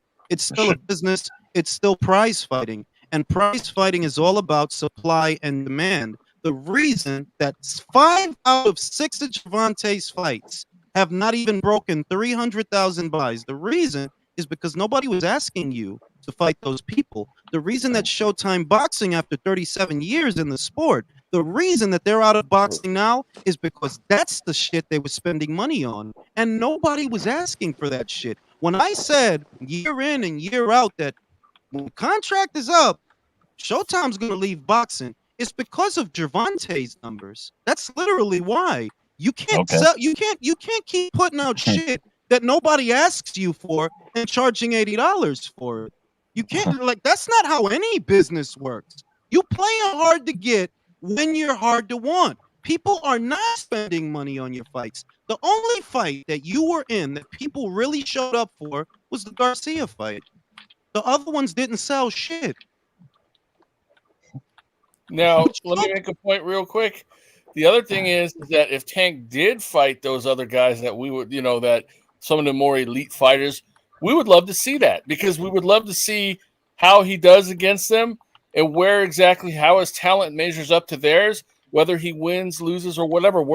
It's not like we're all this conspiracy channel that we want Tank to lose. No, we just want to see him fight. Don't even apologize. Yeah, but I'm not going to apologize for being a paying customer that wants to see certain fights. This is bullshit. Well, I'm not apologizing. I'm just saying. I'm just saying it sounds like it. People that have money, that pay money, that spend money on boxing want to see you in certain fights, and you're practically almost never in those fights. Exactly. You're avoiding those fights. You're doing everything. In what fucking era of boxing has what the fans wanted not been important? The whole reason Chavez versus Camacho, when I was a fucking kid, the reason that was such a big fight is because people were fucking asking for it. What planet are we on now where we're now saying, what the fans want doesn't matter? Oh, really? Jules, Spence versus Tyson. You look at Spence, you look at Tyson, you didn't think that was going to be a good fight, but the fans demanded that. Literally, because Spence retired undefeated. He retired undefeated as the Ring Magazine champion, and people would demand it. Spence got to fight him. He's got to fight him. Exactly. If he's a real champ, he's got to fight him. Okay, how long did people demand? How long did people demand the Mayweather Pacquiao fight? 5 years. 5 years. And did he not fight Pacquiao when he wanted to fight Pacquiao, and not when the fans want him? And then when he eventually does, the fans pay for it. Actually, no. All right, one at a time, fellas. And the fans pay for it. When they actually fight, the fans pay for it. Brody, go ahead. You already said that. And no, that's not when he fought him. It wasn't because Floyd finally wanted to fight him. It's because the network executives put pressure on him to fight Pacquiao after his pay-per-view lost them money. They told him, we're not paying for any more of your fights until you fight Pacquiao. That's why he fought Pacquiao. Which is not factual because didn't the fans pay for Mayweather? Didn't the fans pay for Mayweather and Conor McGregor? Who Les Moonves is? Do you know who that is? Say that again. Do you know who I didn't hear you. Is? Do you know who Les Moonves is? Absolutely not. No, you don't. But this is what I'm talking. And this is what I'm talking about. This is what I'm talking. Sure. This is to me, it's ridiculous because I literally did the research for you. Like, you don't have to look for it. I'm giving you the names. I'm giving you the quotes. I'm giving you the dates. You think that Floyd finally fought Pacquiao just because he felt like it? That's what you think. Okay, let's just say you are correct, sir. My point is this: the fans was asking for it for almost 5 years, and it didn't deliver. Then 5 years later, everybody paid for it. And when he fought. When you sitting there saying, "Well, even if you're not going to get the fans what they want, people not going to play blah blah blah blah blah blah." I get that. I understand you wholeheartedly. And then Floyd went on to fight an MMA fighter, and people still paid for it. Well, okay. Let Who me say said something they about weren't that. gonna? Can I? Wait. Who said they weren't gonna pay for McGregor versus I Mayweather? never. Like, I don't know what association you're making, but let me break something down for you because you're doing what I say people No, I brought always up. do. No, I brought up the What you're McGregor. doing is I'm what you're biased. You doing is losing, you're fam. literally using You the losing, fam. exception to the majority because the Yeah. majority of fighters that wait 2 to 3 to 4 to 5 years to sell a fight, you know what happens the majority of the time? It doesn't sell. The majority of the time. How do I know?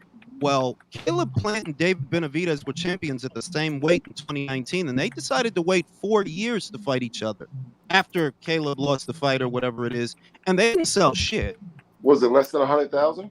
Less Was it than less than 100,000. They Less didn't than sell shit. 77. Come on, 77. The unbiased. You rematch between Ricardo Mayorga and Shane Mosley happened years after their initial meeting, and they didn't sell shit. I don't know what is it with people thinking that what applies to Mayweather applies to everyone. Is everyone having the career that Floyd had that we Nope. used him as the Thank you. example for He's the fighters that are exception to the not rule. Mayweather? Even if he's an exception to the rule or not, the bottom line is this: Yes, man. if Javante Davis, right now as we speak, let's just hypothetically speak here.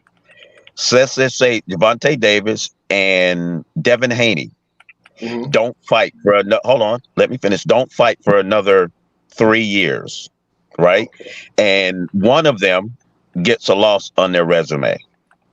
Okay. Do you think people will not pay for that fight? Maybe they will, maybe they won't. Yeah. Maybe they Okay. won't. Oh, You stop. All can't right. All right. Sounds good. you Can can't I All tell me right. ask what a question? Can I ask Go a All ahead, right. go ahead, question? Willem.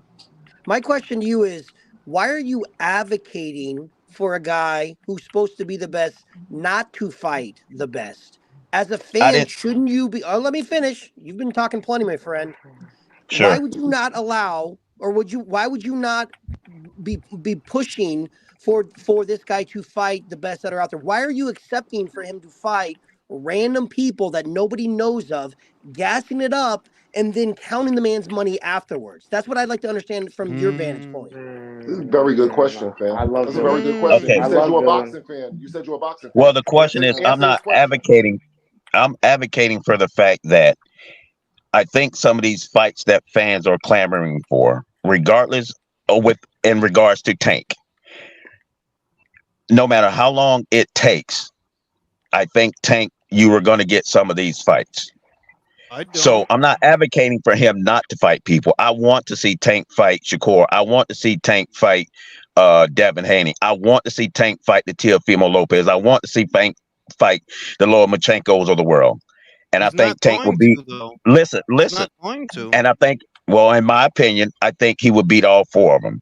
That's With that awesome. being said, with Let that me say this. Let me say this. Let me say this. All said, right, you've said I don't enough, advocate bro. for him not to fight You're anybody. I'm not sure what filibustering. y'all You're talking about. filibustering. You're Okay, filibustering. great. All right, go For ahead. starters, Tank has been making empty promises about fighting Vasyl Lomachenko since 2017. That was about what, 5 or 6 years ago. I He was still about to say hasn't that. fought him. He still hasn't fought him. In the time that he hasn't fought him, Lopez fought him, Haney fought him, Kambosos is about to fight him. So no, I don't think Javante Davis is about to fight Vasyl Lomachenko. I don't think he's about to fight Devin Haney because after this, Devin is going to 147. I don't think Tank is about to follow him up there. Tank is currently at 135. And his next fight, per my source, says it's going to be at 135. It's going to be Isaac Cruz again. Again. That's what I was told by Jules' point. Another fight To that Jules' nobody's point. Hold asked on. To Jules' for. point. To Jules' point. When he in 2017, when we was hyping him up to fight Lomachenko, he was a world champion then. He was a world champion then. He had just knocked out Pedraza. So now he's been a world champion in numerous weight classes. All of this bullshit, fluff, garbage. I answered your question, unbiased, from the very beginning. The reason why we don't fuck That's with not Tank is me. the Hold same. up. That's not me, bro. Stop saying That's true. unbiased. That's not me. I'm sorry, That's fam. not true. I'm sorry. But the reason why it sound a little bit like you, or maybe on my mic. But Bias not that dumb. I'm sorry. But the reason why we don't like Tank is the same reason why we don't like Wilder. You've been in the game mad long and you never reached for the brass ring. Never. You never did nothing. You just sitting on your ass playing games. Honestly, yeah, That's what I Tank is doing. remember what Floyd said in 2017.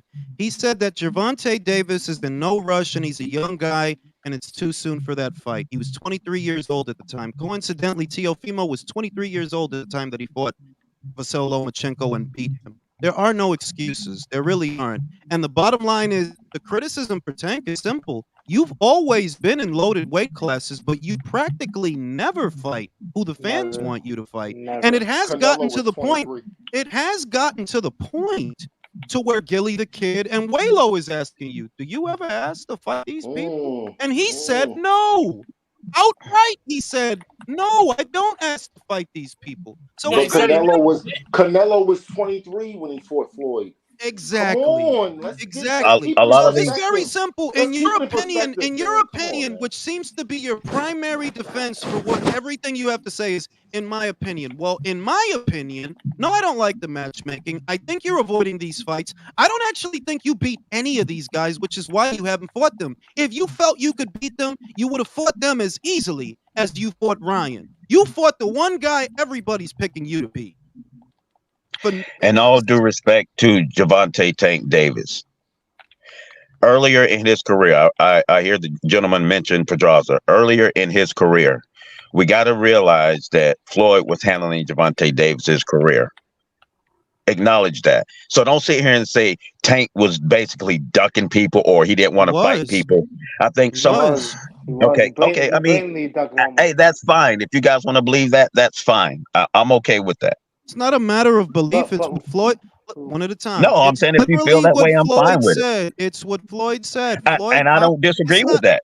Okay, can I finish the sentence? Sure. Floyd said, we're not in a rush to fight Vasyl Lomachenko. My guy is young. We're not in a rush to do that. Lomachenko's going to have to wait. Those were his words. It's not subject to belief. If he's the promoter and he's saying it outright, it's not a belief anymore. It's a fact. I'm agreeing with you, bro. But what I'm saying is it's not Tank's. It wasn't Tank's decision. Let me interject. He's in charge of his own career, man. I understand that. A lot of boxers are in charge of their careers, but they do things differently than the fans want them to do as well. It's not just Tank.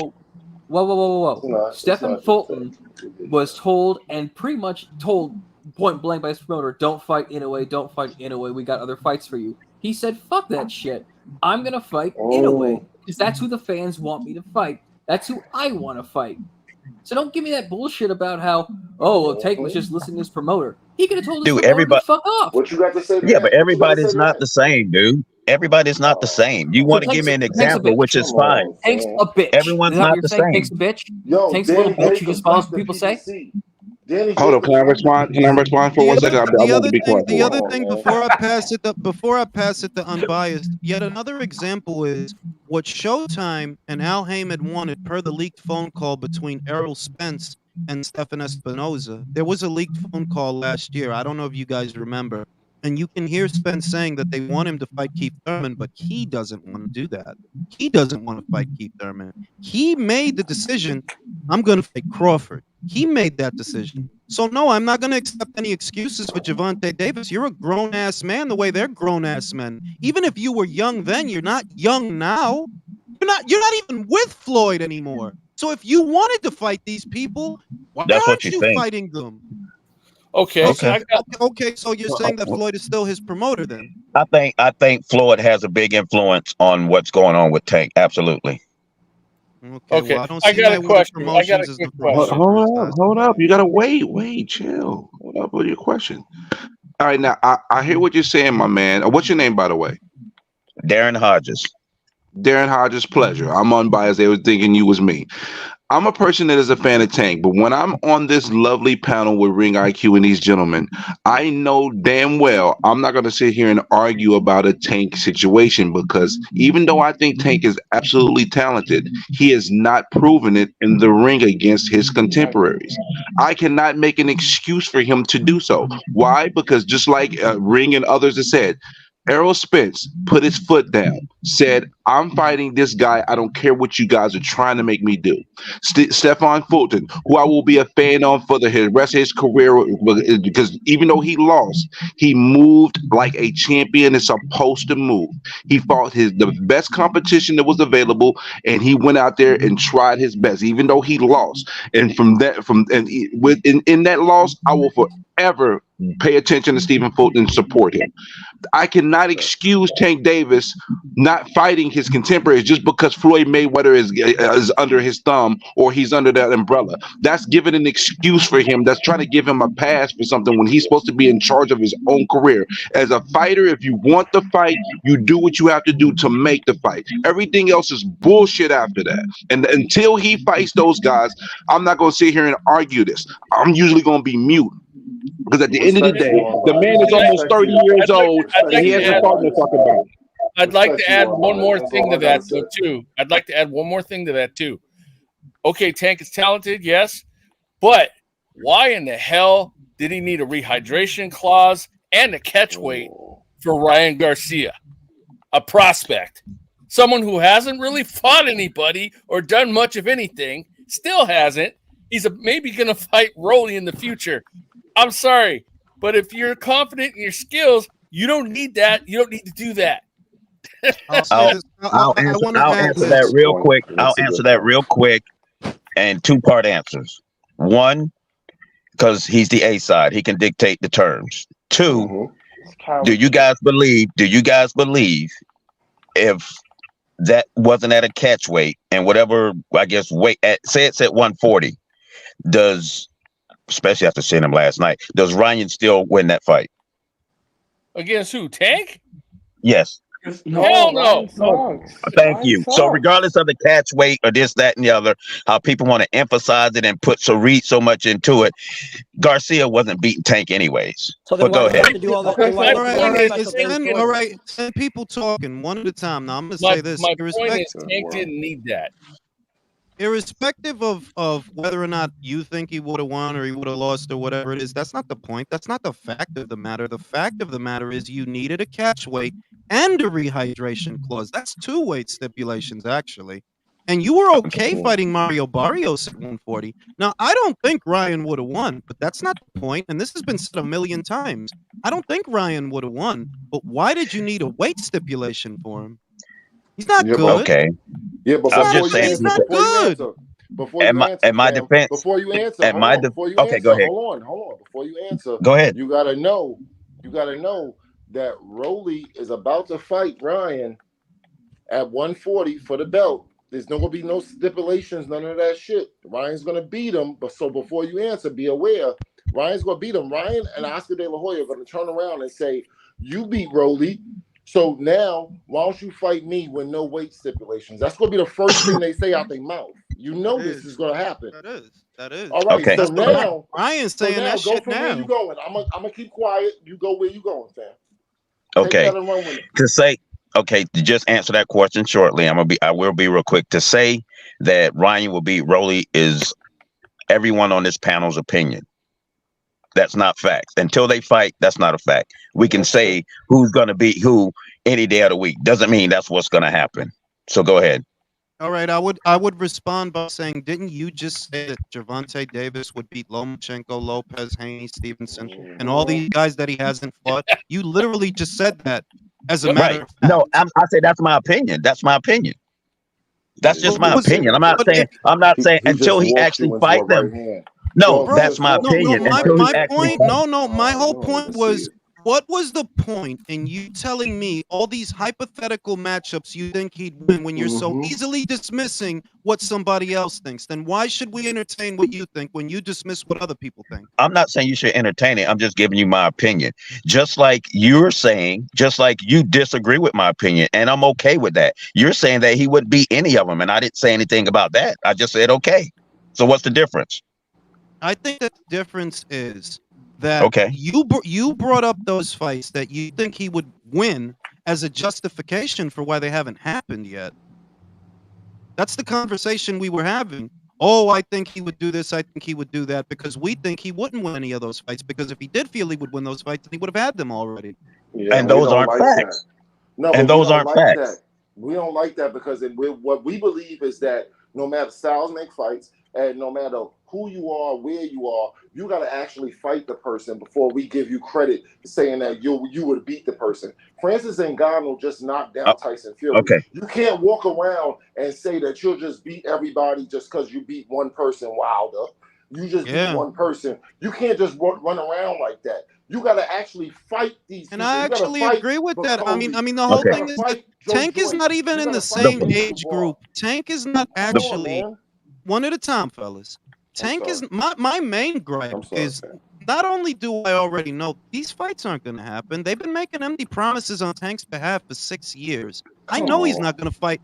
Let me finish. I know he's not going to fight Lomachenko. I've been saying for 6 years that fight is never going to happen. I've been saying for 3 years, Devin Haney versus Davis, yeah, that's not happening. That's not going to happen. Or the Stevenson fight. I believe that if and when Tank loses, it'll be to beat somebody that he's supposed to be able to beat because he doesn't fight people. That is clear. That is very clear that you don't fight who people want you to fight. And that's criticism. Nobody cares about you fighting Isaac Cruz. Who the fuck is he? What the fuck did he do? Who the fuck did he beat? And why are you having a rematch with him? That's not who people are asking you to fight. So if you're not going to supply the fans, and they are demanding it. It's not like it's just, oh yeah, it's just the guys on Ring IQ's channel that want to see those fights. No, fucking Gilly the Kid and Waylo, like the rest of the fucking boxing world, are asking, when are you going to fight the Lopez's and Haney's and these people? When are you going to fight these people? And according to Tank, he never asked for them. Isaac Cruz is Tom Schwartz. Now the other damning point to this is also Booger Ray and them and Floyd and them talking about he's just going to be fighting in-house from now on. I mean, really? So you're saying he's not going to step up to any of the elites? We're going to get more fights like, the Garden Gnome and Leo Santa Cruz and other people that we have no interest in seeing him fight. That move up from smaller weights that we know he's going to beat. It's just like, come on. Well, no. Can I let me simplify this because it's actually very simple. Let me simplify this because I remember how the conversation started, and the whole point is, while boxing is a business to the fighters, to the fans, it's still a sport that they pay to see. So you're not the best at anything until you prove it, and you haven't proven it. You haven't proven you're the best lightweight. You haven't proven you're the best super lightweight. Technically, you never even proved you were the best super featherweight because you never unified in that division. So it's very simple. If you're satisfied with Tank's career so far, that's cool for you, in your opinion. Why are you upset at the opinions of other people? I'm not. Okay. Two things. One, I'm not upset at other people's opinion. I've already said if you guys have an opinion, that's cool. I'm okay with that. My thing is, just for one example, the reason why I brought up those fighters and how in my opinion, that I feel like Tank will beat those particular fighters. Two of those fighters have had problems with big punchers, and I don't need to name them.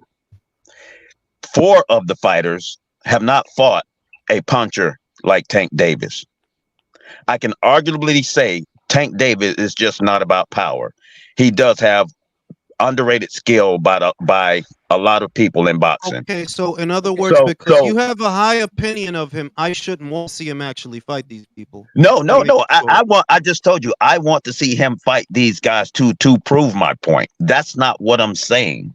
But I'm okay with how his career has gone to this point. I'm okay with that because I truly believe that some of these fights will happen. A lot of people in boxing always like to put the cart before the horse. This whole week, people were talking about Tank Davis and Devin Haney, knowing that he has to get past Regis Prograis. And I don't understand that when I watch a lot of these boxing podcasts. We're talking about all these other fights when people are in fights. It's crazy to me. But I mean, it is what it is. It is what it is, and I'm okay with it. One at a time. The reason that people were talking about Devin Haney versus Gervonta Davis this whole week is because what division is Devin Haney coming from? 135. Where's Gervonta Davis? All right, let me ask Michael.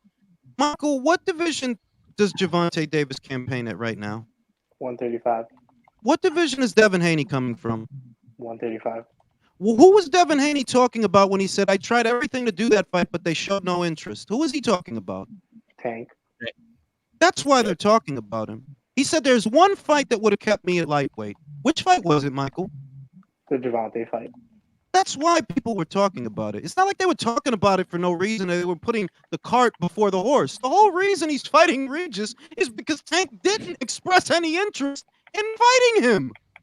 Do you think, okay, with that being said, do you think if Devin Haney did not vacate his belts and he went on to fight Regis Prograis, win, lose, or draw, I've heard out of Devin's mouth himself that he would go down to 35 if the money is right for certain fighters. Two fighters he mentioned, Tank Davis. Two fighters he mentioned, Tank Davis and Shakur Stevenson. Obviously, we know that's a lie because he vacated his belts. So how do you explain that to me? And he did say that. But go ahead. Explain what? That he vacated his titles because he's fighting at 140 now? I said he was going to fight at one. Listen, this is not complicated. Like I said it complicated. After he beat George Kambosos for all the belts. He's George been expressing Kambosos an is a interest. tough He's been guy. expressing an interest. Oh, I'm sorry. Oh, Isaac is a much tougher guy, right? Rolly's a much tougher guy, right? He's a tough guy. Real tough guy. Isaac looked like shit with Dime Store Ryan Garcia. Did you see that fight? Did you see that? Yeah, because you know boxing. So did you see how he looked like shit with a Family Dollar Ryan Garcia? Did you see that? Shakur looked like shit, and you still believe he could beat Tank? Oh yeah, I mean styles make fights. Okay, all right then. So that means nothing what you just said about Isaac Cruz. Speaking of fights, Darren, I do have a question. Who did you think was going to win Spence versus Crawford? Yeah, say that again. Who did you think was going to win Spence? Can I finish the question, Hayam? I'm sorry. Who did you think was going to win Spence versus Crawford? Before the fight, who did you think was going to win? Who'd you pick, bro? Who did you pick? Who did I think? I thought Spence was going to win. I knew that. No, how did I know that? How did I know that? Ask me how I knew that. What does that have to do with? What does that have to do with anything? It has to do with you have a low. Bro, y'all got to calm down, fam. Oh my God! I'm just asking, where does that come from? The reason I highlight how your perception of boxers versus the reality of boxers is you're the same guy that keeps telling me Tank beats everybody. The same guy who thought Spence would beat Crawford. That's why I brought it up. Your perception is not going to always align with reality just because you really like a boxer. And neither would yours. I didn't say it would, but you're the one. Well, I didn't say mine would either. These are just my opinions. But you're the one These are just my opinions, dude. You're the one telling me, oh, well, Tank would beat this guy because of this, and Tank would beat this guy. These are my opinions, and I gave you my reasons. If I would have listened to you, and no one has debated that. If I would have listened to you ahead of that fight, all I would have did was been dead wrong and possibly lost money. You can't be right all the time. Can I say something real quick? Fam, this is unbiased. This is unbiased this time, right? Right? No! Say that again. I can't. Say that again. Unbiased hasn't been spoken at all, yo. Oh, shit. I thought Hey, Jules, Lady Chan's asking for the link, man. What was the question? The gentleman's name is Darren, man. Come on. Oh, boy. Yo, Hyman's drunk again. You said something about bias. What were you saying? All I'm saying is, like, if you really look at, like, I don't know, man. You're not paying attention to the sport. Like, if you're paying attention to the sport, you will see these. No, I'm being honest. That's funny. Go ahead. No, but just hear me out. I pay attention to the sport to a point of ridiculousness. I'm really, really, really into the sport. So if you pay attention to sport, you'll see patterns. You'll be able to pick up on these things. You'll be able to tell when a guy is juicing or when a guy is deflated at the weigh-in. You'll be able to catch all of this shit, and you're not really catching it. It seems like you just like coming off of your feelings, and that's not what this sport is about. This is feelings because what started this conversation. You can't believe everything. When I'm talking to you and I'm listening to you, you sound like you coming off of your feelings, fam. It don't sound like you actually thinking about nothing that you're saying. Like, I actually am thinking. Technical. Now, I'm not trying to say that you're stupid or none of that. I'm not trying to disrespect. What I'm saying is there's real technical things that you could look at, and Ring IQ is bringing up these things to you, and boom, boom, and he's bringing up certain points. I could bring up even more points. And I'm like, damn, like you're not really catching none of this shit. Like you're not seeing none of it. What I am seeing, I knew Joe Joyce was going to get knocked out by Zilly Zhang in the second fight by a right hook. How did I know that? There was patterns. I literally called a right hook before the fight. Because you guys are telling me you've never been wrong about a fight? No, I have been. I was recently All right wrong. then. But all right, so I was wrong about the Spence and Crawford fight. Why we beat the dead horse on that? No, but what I'm saying is, if you're looking at things, you're going to be more right than wrong over time if you're paying attention. Hold on. All right, Hayam, let me take over. Now, one, it's not even a point of who's right and who's wrong 100% of the time. That's not the point. The reason you came on the panel when I asked you was because you felt he was being criticized unfairly for the fights he's not having. What the fuck is unfair about wanting him to fight the people at his weight? How is that unfair? There's nothing wrong. Hold on. There's nothing wrong with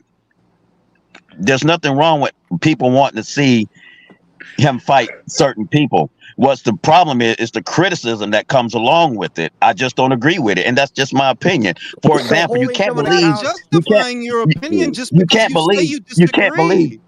You can't believe everything a fighter says. Just this weekend, Ryan's like, "Oh, it's the best camp, it's the best this, it's the best that, is this, that, and the other," and he comes in overweight. Like you can't believe everything a fighter tells you. You're correct. You're correct. I agree. Hold on a second. Hold on. I mean, stop it with this madness. Hold on. One at a time. I agree. You're right. You can't believe everything a fighter says, so you have to believe what they do. And Tank Davis doesn't fight anybody. That's what I believe. And until he does that, he's a bag of shit. And he'll continue to be a bag of shit. And he beats women. And he commits crimes. So he's a piece of shit. And people who defend him. Look, wait, before I get wait. Two things, guys. Fellas. I'm okay with that. Super chats. Let me read these super chats because they've been there a while. Shout out to Bobby Light. Ryan was doing the Tootsie Roll. I appreciate that, bro. Because I want to pass it. Because I want to pass it to Chan before I go smoke. Oscar Jimenez says Ryan was turning like he wanted to punch in the brown. Oh my god, no! Wait, that's not the only one. That's not the only one. Wait, that's not the only one. Shout out to Virtuoso. Should have rolled dinner roll. Ryan looked like he has have up his butthole. All right. Well, I didn't really understand. I didn't know what that means. What in the Bumbaros clot? Something in the booty hole. Something about being posted on that one. I don't know, man. All right, now Chan, you've heard the conversation so far. I'm gonna let Chan. Bro, I'm literally in the middle of a sentence. Sorry. Chan, I'm gonna give you the floor. Wait, I got another super chat. I got another one. Let me see. Shout out to Rider of the Storm. Come on, hurry up. Click this fucking shit. Fucking internet moving all McDonald's slow. Wi-Fi, bro. All-star panel. Fucking A. I don't know what the I'm gonna call my fucking service provider tomorrow. Yeah, All-star panel, except for the Tank booty tickler. I think that was for Darren. Okay, Chan, the floor is yours. What are your thoughts on the conversation? This sounds crazy. I as soon as hearing him, I knew he had to be a Spence fan. It just alludes to the fact that he seems to be a PBC guy. That's what it is. He's a PBC. No disrespect, sir, but you sound like a PBC nut hugger. You're not disrespecting me with nothing you guys are saying. So say what you got to say. Hey, it sounds like you're a PBC nut hugger because your argument didn't carry much weight because you contradicted yourself by saying that Tank beats Loma, Tank beats etc. And that's just off of your eye test. But then Julius came and counteracted that. What did you just counteract? You just said he basically. Oh, I just said that him thinking that a guy wins a fight doesn't matter because he thought Spence was going to beat Crawford and that didn't happen. So you telling me you think Javante beats all these people? That don't hold no weight. It doesn't. So yeah. If you don't feel like that whole weight, that's fine. Yeah, sounds good. Because you're contradicting yourself because for you. That's not a contradiction. You can't be right about every fight. No. But you seem to be wrong majorly. So well, that's fine. Yeah. I'm okay with that. Okay, as long as you admit that you're. In your opinion, I'm okay with that. Yes. No, No. It's not an opinion. It's a fact that you was wrong. Now it's become Okay. a fact. Okay. Your opinion was that Spence was going to beat Crawford. Yes or no? That was your opinion, right? That was my opinion. Absolutely. Okie dokes. So now, But like I said, you guys keep beating a dead horse. You're not right about every Can I fight. ask a question? I want to ask a question. What did you think about Wilder and Fury? Who'd you pick to win that fight? I picked Wilder. Of course he did. One at a time. Let me. You picked Wilder, correct? So that's another. And how do I know this? You should be asking yourself, how is it that he knows this? Who'd you pick to win? Who'd you pick? Well, I don't know. I don't know what you know. Who did you pick to win Fulton versus Inoue? Who'd you pick? Honestly, I didn't pay a lot. Honestly, I didn't pay much attention to that fight. I don't know a lot about. Listen. That's cool. That's cool. Who did you pick to win Lubin versus Fundora? Who'd you pick? Nobody. You don't watch boxing. I didn't watch that fight. What about Harrison? What about Harrison versus Zhu? Who'd you pick? Nobody. He doesn't know them. Tim Zhu. I like Tim Zhu in that fight. I mean, I guess the point that I'm alluding to is where I, as a consumer, am demanding basically content like a consumer is supposed to. I want to see Gervonta fight these people. I don't want to just sit around talking about it. But he's literally older than they are. He's pushing 30. He's not in the same age bracket as Devin, Ryan, Shakur, or Teofimo. Gervonta is 28 going on 29. This guy's coming up on 30. You're not even in the same age bracket as these people. We know you're not going to fight Vasyl Lomachenko. You've been given empty promises about that fight for about 7 years. You haven't fought him yet. You're not going to fight him. I know that. So the whole idea is, why would you take issue with people wanting him to fight those guys? He dropped off. They can win. All right, can I say one thing, Jules? Before I mean, if he dropped off, I wanted to say something to him, but I just want to say this.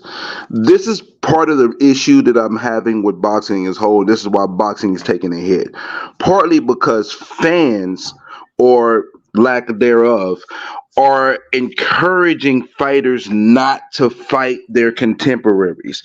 I'm not going to sit here and argue with any of you about Tank in regards to him not fighting his contemporaries, because I know as well as everyone else knows that Tank is not fighting his contemporaries. We may have a disagreement on Tank's skill level. We can debate that, but in regards to him fighting his contemporaries, is not an argument that can be made. The fact that fans are actually accepting this type of behavior from their fighters and counting their pockets, oh, he's the cash cow, he's the greatest, right? But the problem with that is you got PBC saying he's a 3-division champion. They're using these belts to prop him out, but at the same token, saying belts don't matter. So they're using it when it's convenient, then trying to take it away when it's convenient. They're trying to have it both ways. I don't accept that. I'm not going to subscribe to that. At the end of the day, I want to see Tank be able to defend what people are saying that he is. And until that happens, I have no argument with anyone that tells me that he's not, because he is not fighting the fights that I want him to see. So why in the fuck am I going to argue for Tank when Tank is not doing the things that I want him to do so I can argue for him? Until he fights those people, I'm going to hold him to the fire. And any fan that doesn't do it, you're fucking up the sport of boxing, because you're not making it a sport anymore. Sport means competition. Competition means you facing your contemporaries and you're giving the best of the best fighting each other. Anybody that does not, that capes on the opposite side of that, you're fucking up the sport of boxing. Stop allowing these fighters to do bullshit. Hold them accountable to a great standard. If you're going to say he's great, hold him to a greatness standard. Simple. All right, now I'm going to say this, and I want to give it to Chan because I like the accent. So I'll just say this before I go smoke the cigarette. That the main thing for me is, do I think Tank is a great fighter? No, he doesn't move like a great fighter. I don't care about anybody's eye test or perceptions of Tank. I've been watching boxing most of my life. I know what the great fighters usually do. And he's not a great fighter. He's not. He's popular. Oh, he's popular. Yeah, he's popular. But he's not a great fighter. And you don't want to prove you're a great fighter. Very simple. Because if you did, well, you would have done that by now. And you still haven't. Now, Chan, the floor is yours. Can I ask your guest, Jules? Sorry, I'm not sure what's your name, sir? Darren. So I just want to pick your brain on the rematch with Spence and Crawford, with Crawford Spence. Would you have who would you have winning in 154 division once they move up and if they rematch at that weight division? Well, being that I like Spence, I think there are a lot of things that went on, and I believe that there's a lot of things that went on in that first fight that may have hindered his performance. So therefore, I think the next, if they fought at 154, which has been reported that may happen, I think Spence will put on a different performance and he could possibly win the fight. That's my opinion. Could you please expand on what you believe were the things that hindered him at 147 from losing the fight, please? Well, I mean, there have been a lot of rumors swirling, and I don't know what's fact and what's not fact. So no, I can't. So none of it's fact unless it's been proven, because a rumor is not based on fact. Well, then what? Well, it's not been. No, but Rather, it's been rumor. You said that you believe. You said you believe that there were things that hindered him. So you said that there were rumors.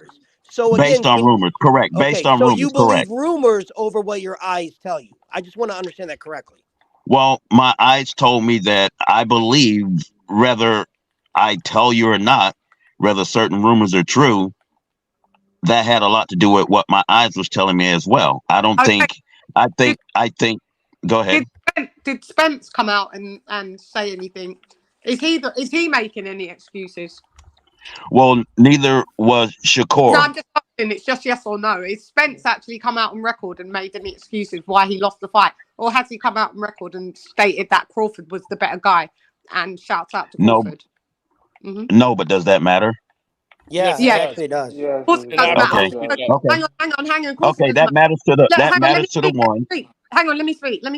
So let me just get this straight. Do you have a personal relationship with Errol Spence?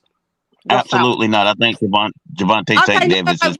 Yeah, we don't need. So I'm just going to get to the point. Well, you asked me about something that I don't. That's bygones be bygones. Like, literally. Okay, so you don't have a personal relationship with Spence. So I don't have I don't have a personal relationship with you. That just as I don't have a personal relationship with Spence. So you don't know Spence, and I don't know you. So would it be fair to say if I just started speaking like I knew you?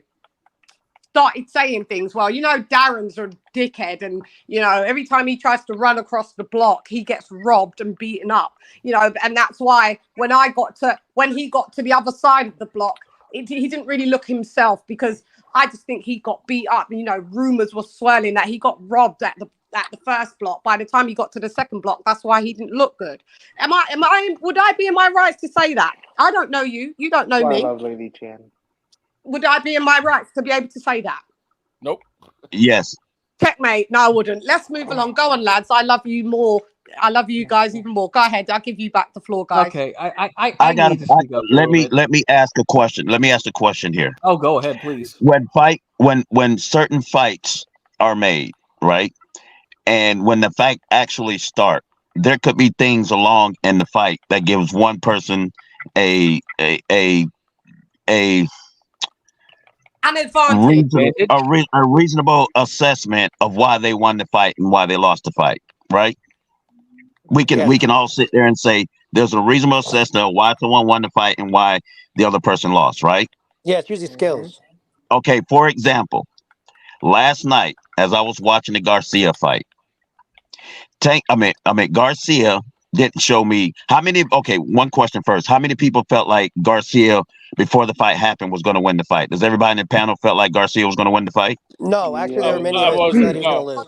I wasn't sure. I was actually picking Duarte.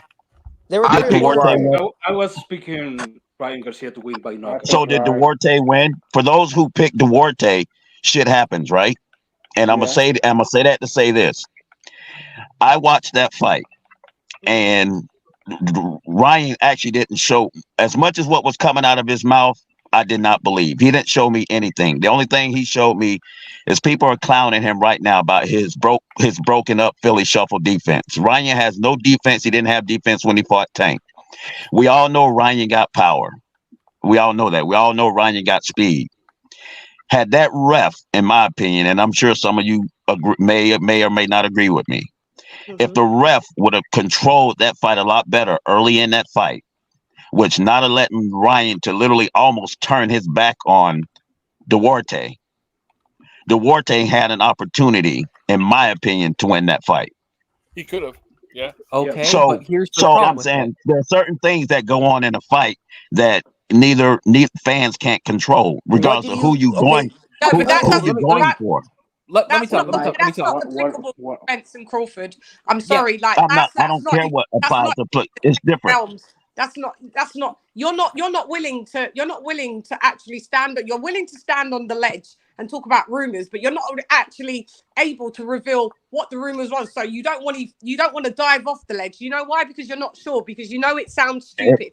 So you're just willing to stand on the ledge. I would respect you a whole lot more if you just dove off and gave us what your opinion was on these rumors, and that you're trying to think trajectories ahead of us. You're trying to think about what I'm going to say to counter you. It doesn't matter what you think I'm going to say. I'm going to counter you nonetheless because you're coming from a place that is not logical.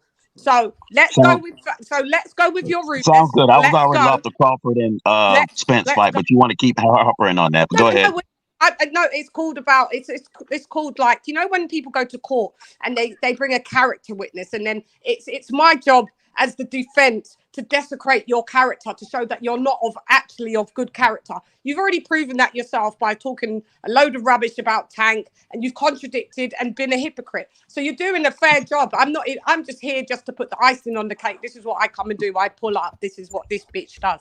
So let's go. Sounds good. So what's the Sounds rumors? good. That sounds good.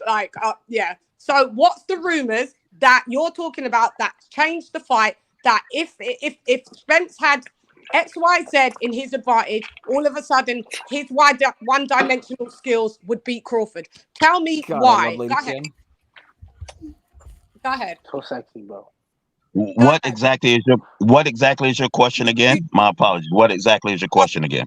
I know these What are the rumors? You're hearing rumors, Yeah. and this is so silly because he's gonna. Well, I've already been told that the rematch is in March. For those who are interested, that's what I was told by a reliable source. And are you betting on him to win the rematch, since you know he's gonna be? Hey, I was actually improved gonna and all this ask. stuff? Can I bet $1,000? You want to bet me $1,000? I'm gonna take Crawford and you take Spence. Actually, I'll make it $2,000. If you're willing to make that bet, I'll make that bet right now with you. $2,000 bet. Do it. Yeah. So if you think Spence is gonna win, then I want you to put $2,000 up right now, and I'll make the bet here live. You're a G. You bringing up betting has no bearing on whether someone's going to win or lose. No, but you're one at a time. But it does have bearing. But it does have bearing No, it on does what not. it is. No, it does not. Bro, can I talk? I've been gone for 10 minutes. It does have bearing on what you actually believe and what you don't believe. Because if you believe what you're saying, then you'll take the bet. But if you don't believe what you're saying, you won't take the bet. What if I'm not a gambler? Oh, you don't have to be, bro. You're sitting up here. You're sitting up here with 9 people talking about rumors that you believe. Well, if you believe them, put your money where your mouth is. It's funny how you guys have turned my last question I just asked or just talked about. The last thing I just referenced was about Garcia and that fight last night, to back to something that I thought was done a while ago. You're just not credible. I don't know. I mean, you keep saying that you believe in these rumors, but if you believe in them, Well, we're not simple. You talking put about your that. money where That's your dead mouth and gone. is. Well, we are talking about that, sir, because we can if we want to. You don't dictate the pace. Well, no, you can talk about it. You can. I'm not saying you can't talk about it. Okay, thank you for letting us know what we can do in our lives. Thank you very much. I'm not. Oh my God. Yeah. Can I say this? I've already been in this situation where I'll tell a guy, okay, like the other day, the that ain't it guy, bro, right? He was telling me how he's so sure that Andre is gonna beat Benavidez, and I say, okay, put your money where your mouth is. Let's bet $100. He didn't want to do it, and here I have another guy who claims he believes this and he believes that, but I'm not a gambler. So what do you want me to do? To believe what you believe when you won't even bet on it? Listen, I tell you this. Let me tell you this. If Gervonta Davis fight any of those guys, the 4 guys that I mentioned, bring it. I'll be more than willing to bet anybody anything they want. Okay. Knowing that those fights aren't going to happen, right? Yeah, I know. It's not knowing that they're not going to happen. That's not my point. So you're disregarding what I actually Yes, believe I'm in at this point. disregarding your point. Yeah, I'm Yes, you disregarding are. your point. Yes, you I are. absolutely am, 'Cause because me, Devin, my Devin interest. is at 140. Devin is at 140 right now, I not said any of them, not 135. just Devin. I said any of them. I named 4 guys. Teofimo's at 140 right The now. fight with Devin ain't gonna I happen know. I'm because he's saying to move up to 147 So, anyway. so, Shakur, so I won't Shakur make a and bet. Loma So, is in not other one. words, I won't make a bet unless fights that are not likely to happen. Never mind That's fights that are fair. going No, to that's happen. fair. Never I mind a said fight if that's those going fights to happen, happen. Yeah, but Julius, can I say One mic. he's yet again Hey. contradicted himself. So he's saying say I'm not a better, right? he's saying he doesn't want Said he's I'm not not a gambler. he's You not a don't gambler. No, I did but not. I he said will, what if hang I on, said. he's not a Listen, gambler, One but mic. he will let me gamble. simplify. But This hang is on, very he will simple. First of gamble. all, I said, what if I wasn't a gambler? You don't believe anything you're saying, bro. You don't. You're right. It's very simple. You're right. You That's don't why none of believe. y'all are You bet. don't That's why none of believe. you You guys don't. would bet on those fights. I None of I you would guys bet would on bet those, that. $1,000, sir. Oh, wait a minute. Look, if you want to bet, I'll If they were to happen, none of you take a guys bet. would Look, bet. here's a guy. I'll Here's take a the- guy I'll take that's the- at Javante Davis's weight right now, and that's Shakur Stevenson. I'll- And I'll I'll- bet $1,000 Shakur outpoints him. Dude, we're talking about winning I'll Dude, we're bet talking Tio. about winning a fight. You I'll talking bet about an T- I bet outpoint. Tio This ain't no beats Olympics, Tank. dude. Stop What it. do you mean? So Outpoint wait a is minute. Wait. So you telling me that if Shakur Stevenson won a decision, the bet is null and void? What kind of bet is this, bro? No, I said win the fight. I No, don't care about who's outpointing who. I'm saying win the fight, period. Hell, so It's a win-lose. there's 2 ways you win the I got fight. You Tio either over win a Tank. decision or you knock the guy out. Yo, I love this. This guy's a clown. No, I'm saying, Guy's a listen. So I'm you're saying, saying that regardless one of his Oh, point, this guy's a So clown. you're saying that winning on points. So let me understand this. If winning I don't on care how he points, wins. bro, I'll can put I it this way. fucking I don't care how he talk, wins. bro? Let me Well, you just talk. said that. Oh God, get him Oh off. my Okay, now God. if winning on points doesn't count, because that's what you're telling me, I guess Javante didn't beat Isaac Cruz Yeah. because No, he won I'm on not saying it. points. I'm not saying it doesn't count. What I'm saying is I don't care whether it's points or by knockout. He will not win. I will make that bet. Okay, well I'll take that bet out. Shakur Stevenson on point. That's If an they easy fight, bet. if That's they an fight, easy pick. okay, great. If they fight, we'll see. Okay. Oh, go away! You're getting you're Let me read. Let me read the super chats. Shout out to Guys, Domo. man. Shout out to Domo, who says Canelo had to sign Guy's an to a idiot. fighter's promotional company twice as the A side to fight the guys that people have claimed he's ducked. All while this guy is arguing for Tank shouldn't fight anyone. Why Yeah, I Tank mean, shouldn't That's fight anyone? It's embarrassing. I never said he shouldn't. It's First of all, I never said he shouldn't. That's first of all, I never said he shouldn't fight those guys. I said I want to see the fights. Shout out to Rider of the Storm. Shout out to Rider of the Storm, who says Tank is a puncher. Ryan just said that Duarte was the hardest puncher he has faced to date. Said no, Tank isn't the hardest puncher. You think he is? I mean, that's a fair. Really, do we really care what Ryan says when it comes down to Tank? No, I actually care that Javante Davis needed 12 rounds for Yuriorkis Gamboa, who had a torn Achilles tendon. I actually care more about that. I don't actually care what Ryan says. I care about that. Okay. That you couldn't knock out Isaac Cruz, who's a garden gnome and is a midget for a lightweight, and you needed 12 rounds for Gamboa, who was literally fighting on one good leg and had a wardrobe malfunction where one of his shoes was all fucked up. You still needed 12 rounds. I saw a journeyman in Castellanos stop him in 7. Did Devin stop? Did Devin stop? And we know what. Did Devin stop him? Is Devin a puncher? Did I I have say asked you Devin that. is a big I don't care. puncher? I said, did Devin stop him? No, I didn't say Devin did stop him. Devin's not a puncher, and I never said Devin Okay, was that's a good puncher. excuse. Far more Which is the reason why Devin's going to Devin get is stopped far this more week. accomplished than Tank, sir. He's far more accomplished than Tank. Let's get that So right. you all think Devin's going to beat Prograis? I take it. Bro, we don't care what you're asking at this point. What I've realised is, Julius, all the questions when you ask him, this guy don't know shit about boxing. So we've actually tried to be simple. Sounds good. You're lucky Sounds that good. actually being simple because you really don't know who Inoue is. You really don't know who anybody is. You're one of those PBC nut huggers. You only know who Wilder Yeah, is, that's what it Spence sounds like. Tank is, and who else would you know? Spence, Wilder, That, and Tank.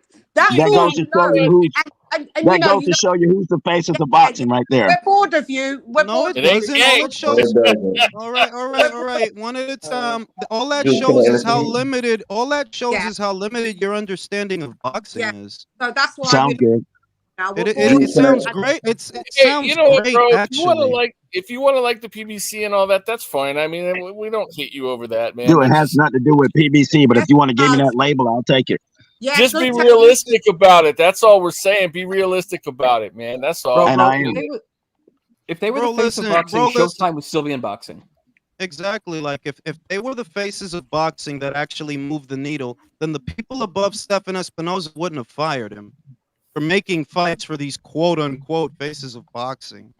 Like, are you joking?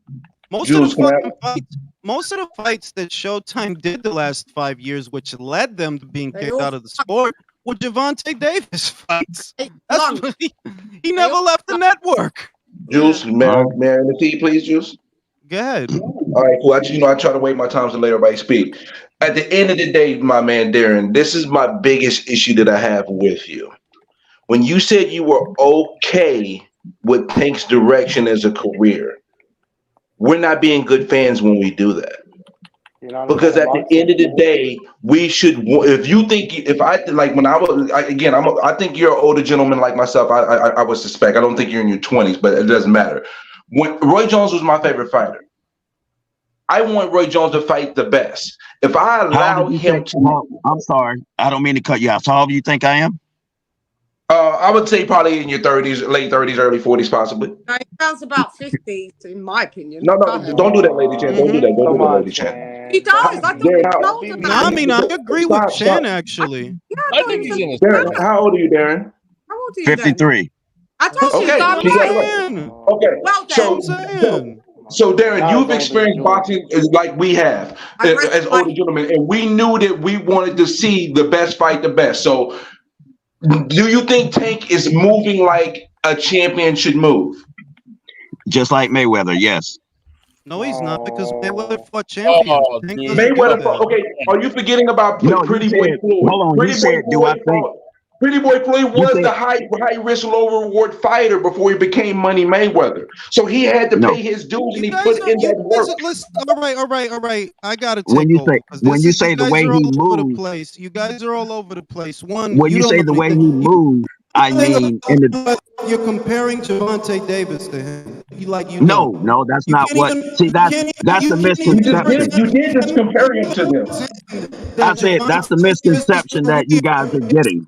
No. No, it's not. No, it's not. He just When I asked said you move, if he moved like Floyd, and you said yes. Now, how is that? no, and that's what now I you're said. saying no? That's what I Come on. see. You take a blanket statement and you just put your narrative on it. What I mean by move the way make Let me ask what you a I question. mean. Can Let I me ask you a elaborate on what I question. mean? Go I ahead. just want to ask a question because I'm barely getting to talk on my own live. It's No, just go ahead. Ask the crazy. question. I have a question, Mr. Mayweather fan. Who was the first champion Floyd won the belt from, since you know Mayweather? Was it Roger Gutierrez? Bro, what are you answering the question for, bro? Like, what is the... What are you Googling it now? Is that No, what I'm you're not doing? Googling it. No, you're not. I'm not Googling anything. What I'm trying to explain to you is I just asked you a direct let me question. I explain. don't even get to talk. I don't even get to talk or say anything on my own live, and I'm just asking you a simple You question. asked the question. Can I answer it? All right, who was it? Can I answer it the way I want to answer it? No, you have to tell me who he fought. Who was the first guy he won a belt from? You don't know. Do you know? If you don't know, No. just admit it, and let's stop wasting each other's time. No, I don't know. All right, then. And this is what I mean. This is literally what I mean. His but career is can I nothing explain? like bro, can I explain? Because I've barely gotten to talk in the last 10 minutes without people Okay, shouting. go over ahead. each other. Explain, brother. Go ahead. Explain, brother. If you felt you just said that you feel that Gervonta's moving like Mayweather's moving, and if you knew Mayweather's career, you would know that's not true. I asked you a simple question. I asked you a simple question that any fan of Floyd would be able to answer. You don't know? I'll give you the answer. I'll give you the answer so you can learn something. I'll give you the answer so that you can learn something. Okay, sounds good. Go ahead. You're talking about Floyd when he was in his mid-30s and how he was moving then. Is Gervonta in his mid-30s? No. By the time that Floyd started moving like that, he was already a 5-division champion who fought several champions. Gervonta has not done that. So no, you're not moving like Floyd was when he was 28 fucking years old. Far from it. Floyd was chasing the big fights. He was chasing the tough opponents. That's not what Gervonta is doing. When I made that statement, okay, I didn't think that you guys would take me literally. Well, how are we I didn't say at the same age. Listen, I didn't say at the same. I didn't say at the same age, Gervonta Davis and Floyd Mayweather was moving the same way. You've even admitted yourself that that Mayweather didn't move the way he moved until later on in his career. Now, with that being said, what I meant when I said his career is moving like Mayweather, part of Mayweather's career, meaning they're being strategic in who they want him to fight. They have been, especially at a young. Let me finish. He's not young anymore. He's 28. I get that. Well, let me finish. Especially when he was at a young age, when Mayweather was really hands-on with him. Whether you guys want to believe it or not, I still think Mayweather is in a consulting position, maybe if not pulling all the strings. I wouldn't say he is.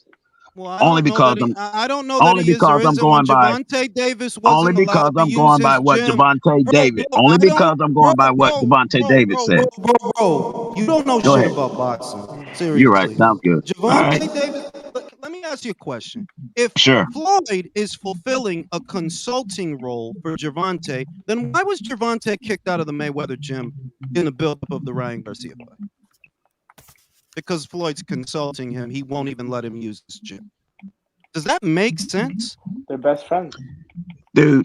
Clearly, right? Because that's what best friends do. They kick each other. They kick each other out of their gym and say they can't use their gym because they're consulting. I also have go ahead. Is that a rhetorical question? Answer the question. Okay. One, him kicking Gervonta out of his gym means nothing to me. Just like last night, I believe the beef between Ryan and his promoters, there were issues there. I'm not going to say there wasn't because of the last fight. Let me finish. Because I'm trying to bring something. It's not about you. It's not about you. It is not about you. I'm trying to give you an example of why I answered it that way. It means nothing to me. I have a question. Do you think God. Can you let me finish? Means something to me? It doesn't. If I go to BoxRec right now and I look for the lead promoter for Gervonta Davis's fight, why do I not see Mayweather Promotions? All you have are rumors and theories, in my opinion. And to me, are you the focus or is Gervonta the focus? Who did I say? When did I say Mayweather was Gervonta's promoter? You said he's his consultant. I say in some capacity. I say in some capacity, I believe that he is some kind of consultant or something to his fight. Do you have any quantifiable facts to validate that belief, or am I just supposed to to take whatever you say at face value? Hold on. Okay, just like last night or this past week, Ryan Garcia had issues with his promoter. Then at the end of the fight, which I understand, he had his issues.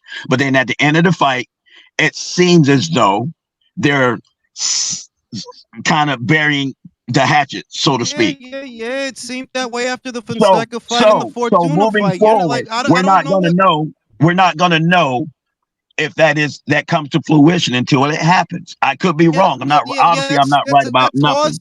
Awesome. That's awesome. But I already saw the exact same thing happen 4 times over the course of the course of 4 years. It was the same thing after the Fortuna fight, after the Fonseca fight, after the To-Go fight. Like that's not new. Okay, It was Mayweather. I don't even know what the I don't know what the precedence of that actually is. What I know is that when I used to go in the column of who the lead promoter for Gervonta's fights was, it used to say Mayweather Promotions.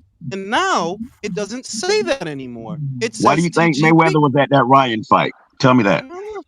Who fucking knows? I know. You're right. Who knows? You're Who right. knows? Like, You're right. what I know is that if I go to Gervonta's last 2 fights right now, it doesn't say Mayweather Promotions. So I'm I gonna never assume said that it, dude. I never said it did. Why you keep bringing that up? because you're hypothesizing. You're literally hypothesizing that Mayweather is fulfilling an advisory role, and you want me to believe that with no quantifiable facts. Who's got that trash mic? Mute it, man. Making Yeah, that. mute. Yeah, whoever got all the background noise, mute yourself. You're not talking, so just mute yourself. It's not complicated. Nothing I've said is complicated. Nothing Chan has said is complicated. The difference between what we're saying and what you're saying is everything you say is a fucking belief or a fucking hypothesis, and everything we say is a quantifiable matter of fact. I know. Sounds good. It is Kinda like good. the fact that- Do you kinda like- think that like the saying fact- that shit over and over again makes your points any more valid? It doesn't. Kind It of like just the shows fact you that ran some out of you of guys things thought to Duarte say. was going to win that fight. Kind of like that fact. Unless you're talking to one of the guys that picked Duarte, what the fuck are you telling me about what somebody else said? I never said you. I said one of you guys. What the fuck are you telling me about? Because One I'm of sure those that guys same. ain't the one I'm sure that talking to same you. guy. I'm One of sure the that guys- same guy.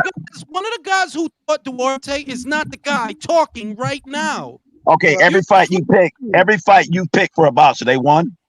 No, I never said that happened. All right then. So don't try to put words in my mouth as well. I didn't put words in your mouth. I literally used your words So verbatim. just because somebody wins or loses doesn't mean that you know whether you right or happen to be right or wrong. Yeah, but you just lose a lot more than us. That's the funny thing. That sounds good. I'm glad you've known me that long to know that. I mean, honestly, yeah. You keep saying it sounds good. Yeah, it does. Is that your only It's retort? nice to know that you've known me that long to know that information. Only retort. Oh, it we've known you sounds long good. enough, Yes, it sounds good, bro. It sounds Okay. fantastic. I've known you Okay. just as long as you've known Spence. So we're even. You said I've known. Yeah. Yo, whose mic It's is all that, about bro? it's Mute all that about the mic. jokes. But like I say, at the end of the Right. day, when these fights happen and Gervonta Davis is knocking these guys out, I hope you guys are around. Okay. He didn't knock out Isaac, so he didn't knock out a garden gnome in Isaac. So I don't That's actually been your think he point did. all along, dude. You just wanted to say that Lomachenko because has you don't had- like this criticizing Tank, man. No, I me read these well, super chats. first of all, that is facts. You're right. I don't. Chat. Shout out to Ring. Hodges lives in hypotheticals. When you rolling with the mud, with the pigs. Yeah, whose mic is that? I have no clue who mic that is. Orange. I don't know.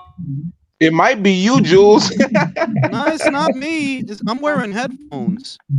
It's not me. Word, they sound like they got like a warm river around them or something. Nah, it's that they have a speaker in the background. That's what it is. It's the sound of the bullshit that's just in the zone. Here. Oh, okay, just everybody mute your mics for a second while I read these super chats. M.A. Bustamante says, shout out to Ring. Hodges lives in hypotheticals. When you roll in the mud with pigs, you both get dirty, but only the pigs like it.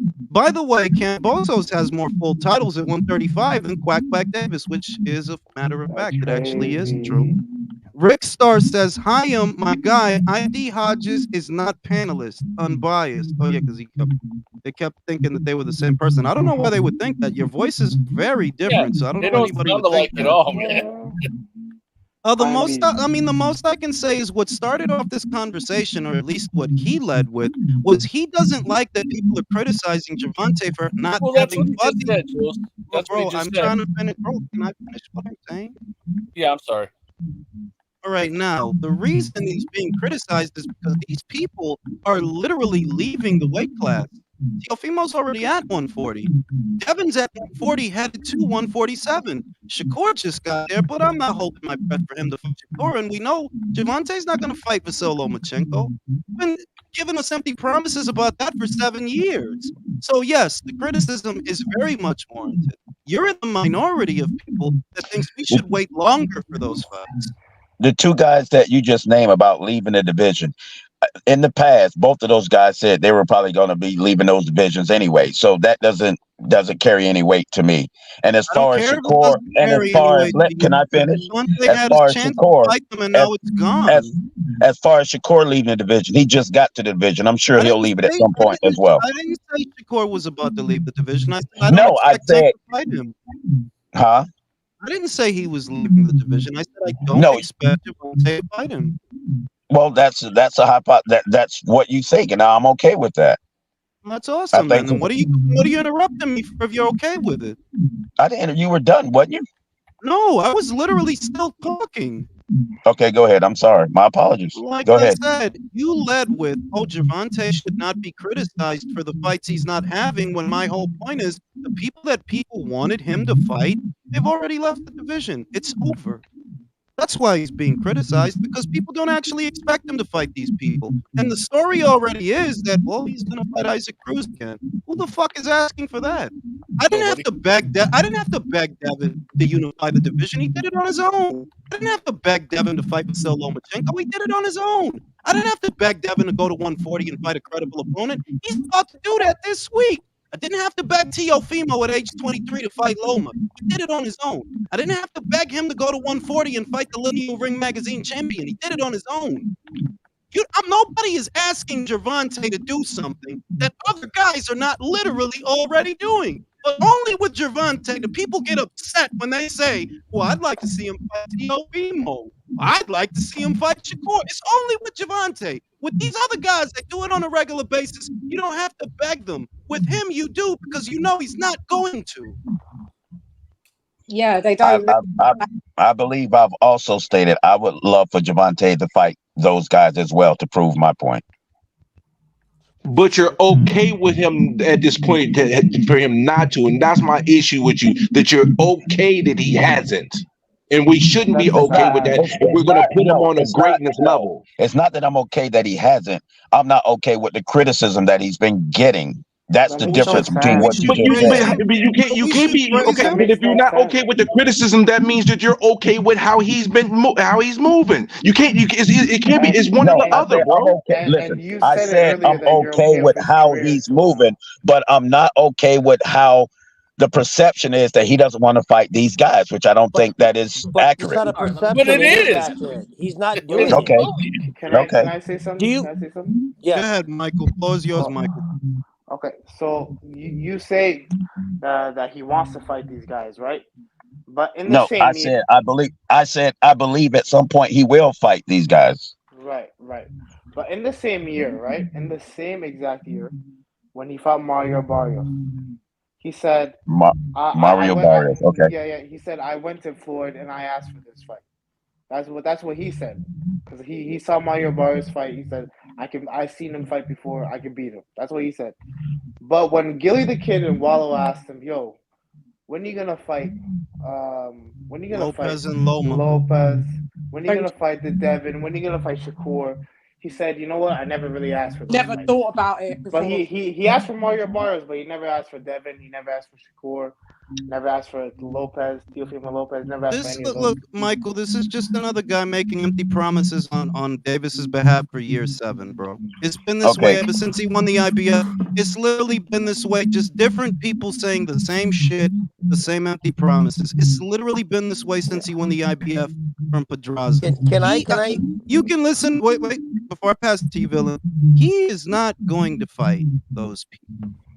Can I ask Super Tank Davis fan a question? My question to Sure. him is: are you looking forward, or do you want him to fight Cruz again for the second time? Do you want to see that rematch? I'm gonna be honest. I don't want to see it. Okay. No. So will you advocate your disappointment that he's not going to fight like Lomachenko before Lomachenko retires? Because Lomachenko is like 36 years of age. So the chance of him making that fight, I mean, really, like he's been having this argument since the guy was like in his early 30s. So at what point is he going to fight a guy like Loma, but yet he's going to fight Cruz again, which only drew 60,000 buys? Why would we want to see that fight again? Why would anybody want to see that fight again? I'll answer that like this.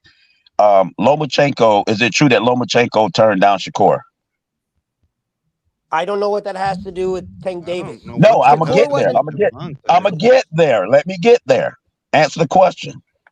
I don't know if it's no. One has nothing to do with the other. So now you don't know. I'm gonna get there. You telling me one don't have to do with the other, but you're not allowing me to get there. 6 years Okay, ago, so no, wait a minute. No. I got it. I understand. Because Lomachenko turned down Shakur, that's okay for Gervonta to not have fought him. Is that it? Because I wanted Lomachenko to fight Shakur, if that's the point you're trying to make. I agree. We want what we want. I wanted Lomachenko to fight Shakur the same way I want Davis to fight Lomachenko. So, do you think Lomachenko wants to fight Gervonta Tank Davis? Absolutely. Only one person said absolutely. Did he ever said he wanted to fight Gervonta Tank Davis? Absolutely. He said it several times in 2017, 2018, and 2019. Yep. Huh? Sure did. I said absolutely. He said I'm it several not times. I'm not talking about when Mayweather was his promoter. Bruh, we said it. Look, stop trying to move goalposts. Lomachenko. I'm not moving it. I'm just being honest. Moving it. You asked, bro, no, wait. You are moving goalposts because you asked me if he ever. Bro, can I talk? You asked me if he ever asked. You asked me if he ever asked for the fight, and I said yes. I gave you specific years. Plenty of times he asked for the fight. Now you want to attach whether or not he was with Mayweather. What the fuck does that have to do anything? Because that makes a difference. Is Gervonta Davis asking for Lomachenko? Has he ever asked for Lomachenko? Gervonta Davis said he would fight all the guys that you guys just named in an interview. How many of them has he made offers to? Hold on. How Let me many of them finish. has he Could made you let me offers to? finish the question? And then Gervonta Davis, they asked him, how about Shakur? And he said, I don't want to say his name. But he said yes. So yes, Gervonta Davis, when a person asked him, it's not like he's going to search them out. When someone asks, Gervonta Davis has said yes. Yeah, absolutely. Yeah, okay, so well he's sorry. I'm bored of him. He's full of shit. This guy. He's full of okay, shit. sounds good. Look, all right. Let me he's full of shit, but this. everybody else isn't. Okay. Yeah, you're full. Yeah, I mean, you're full of shit. Hey guys, who's full of shit on the panel? Say his name. Darren. That's his name. Is it Darren?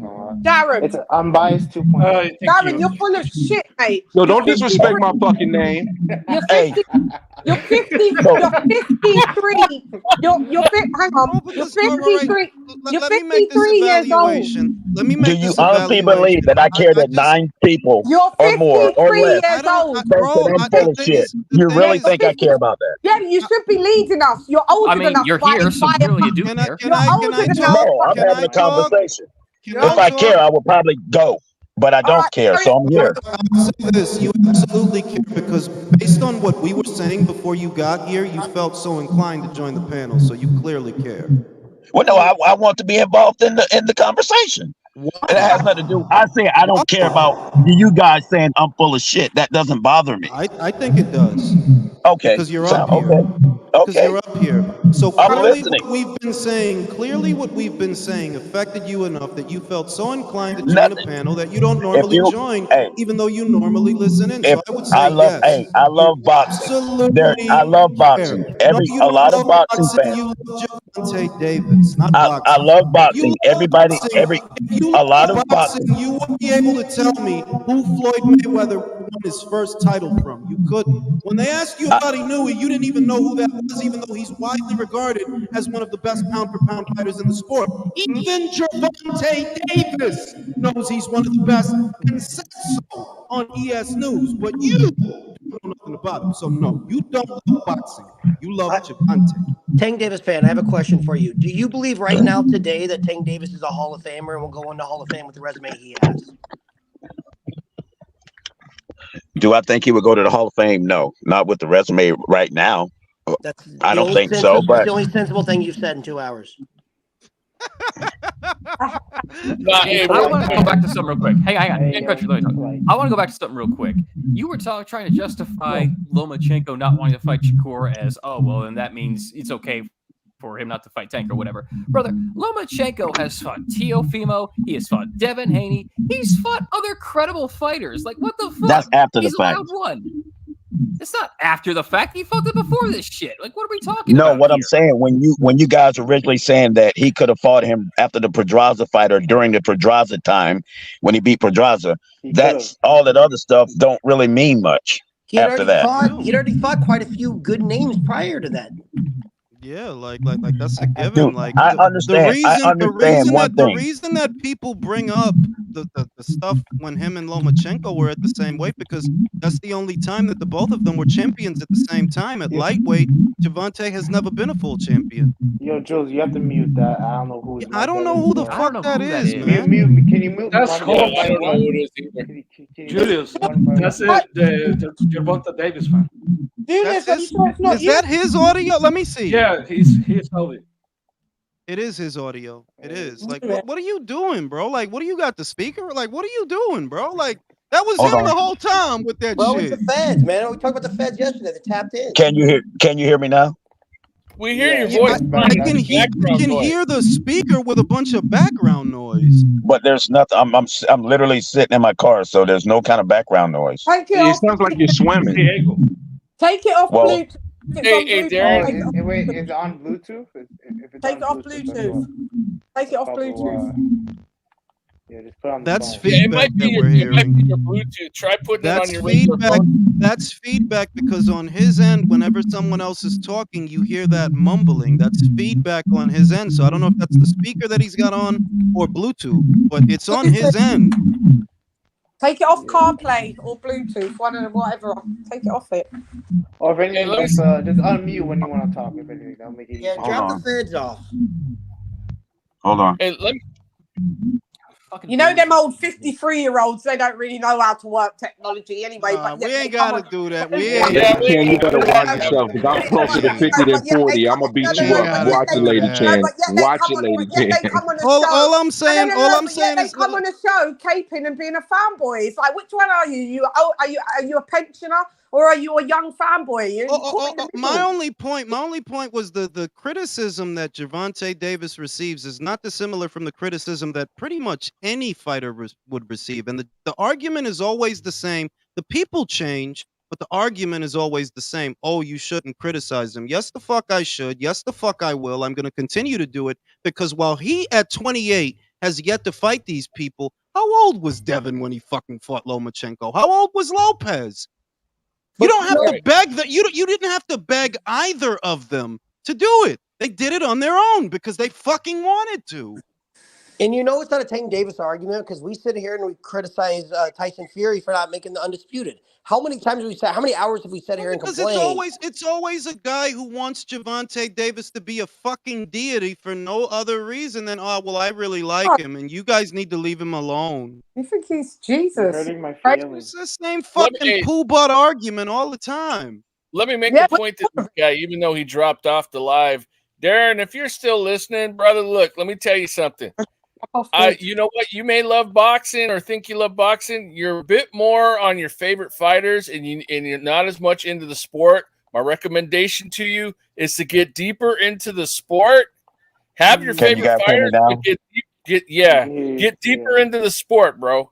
Bro, no, I'm not gonna make those recommendations. I'm not gonna make those recommendations because it's not necessary. You're a casual boxing fan arguing with people that are a little bit more than casual boxing fans. That's why I knew who Mayweather won his first title from, and you didn't, even though you claim to be the big Mayweather fan. It's very simple. Now, if you love Gervonta Davis, none of us are gonna stop you. I'm not dialing your phone or dialing your house or calling into your channel worrying about how you feel about Gervonta. You literally joined this panel because you didn't like what we were saying, even though all of it is true. You're 53. It makes it even worse. Nobody lied about Gervonta Davis. When I say that he hasn't fought Vasyl Lomachenko, but all these other younger guys have, that's not a lie. That's a fact. When I say that he went on Gilly the Kid and Waylo's podcast, and they literally asked him name by name, have you asked to fight any of these people? When he said, no, that's not me making shit up. That's a fact. You wouldn't know about Gillian the Kid because it's out of your age bracket because you're 53, so you probably wouldn't. When I said that Devin Haney in his own words said that the one fight that could have kept me at 135 was the Gervonta Davis fight, but they showed no interest. Yeah, that's not me making shit up. He said that. And when you The pattern with everyone is exactly the same. The pattern for Lomachenko was the pattern for Lopez, is the pattern for George, is the pattern for Devin, is the pattern for Shakur. It's the same fucking thing year in, year out with different people. So no, I don't think you're going to fight them. Have you made any of these people a fucking offer, Captain Cash Cow? No. So why the fuck would I think you're going to fight them? And the whole issue with he was managed by Floyd, so couldn't make those fights. Bro, we've seen fighters from that neck of the woods tell their promoters, "Fuck you, I want to fight somebody else." Fulton with Inoue, Spence with Crawford. This shit Wilder with ain't Fury. complicated. Wilder with Fury. Because after Fury joined Top Rank, that didn't stop them from doing the rematch. They still did it, and they still did the rubber match after that, even though he jumped into bed with Top Rank. So sides of the street don't even come into it. You just don't want to fight those people. And the real thing with this Davis shit is it's obvious to most of the world that he doesn't want to fight those people. It's just the Davis fans that want to keep up this idea that, no, it's not true. He really wants to fight them. No, like, bro, like, he don't want to fight them dudes, man. If it's so If he obvious, did, it's not fucking complicated. It's really if it's not. so obvious, why are people still It paying to is see him fucking. fight? What people? Up until recently, you You're couldn't right. crack You're right. 300,000 bars. I You're know right. I'm right. The man been on pay per view. Hey, what? The man been on pay per view 6 times, but no one's paying for his fight. You're right. What he started off You're right. with. What he started off with was If no one's paying for pay per view, why has he been on it 6 times? Because someone's paying. Why has he consistently made only like 200,000 buys Not then? because he Until doesn't. he did He it with doesn't. He Ryan. doesn't want to let me finish the point because he knows what I'm alluding to. He started No, off go with ahead. an infactual statement saying Gervonta Davis has sold more than anybody. Just play this live back. That's literally what he started off with. Bro, Jake Paul sells more than you do. Fuck Canelo. Fuck AJ. Fuck Fury. Jake Paul sells more than you do, bro. You're right. You're I right. don't fuck Yeah. with you like that. Only guys like Darren Hodges fuck with you, and it's not enough of them because you needed Ryan to crack 1 million buys and all his Instagram followers. Dude, Without stop him, it. Stop it.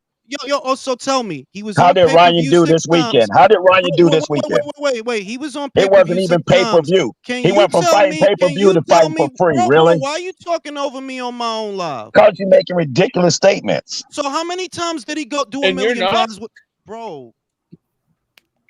I'll let country lead the live.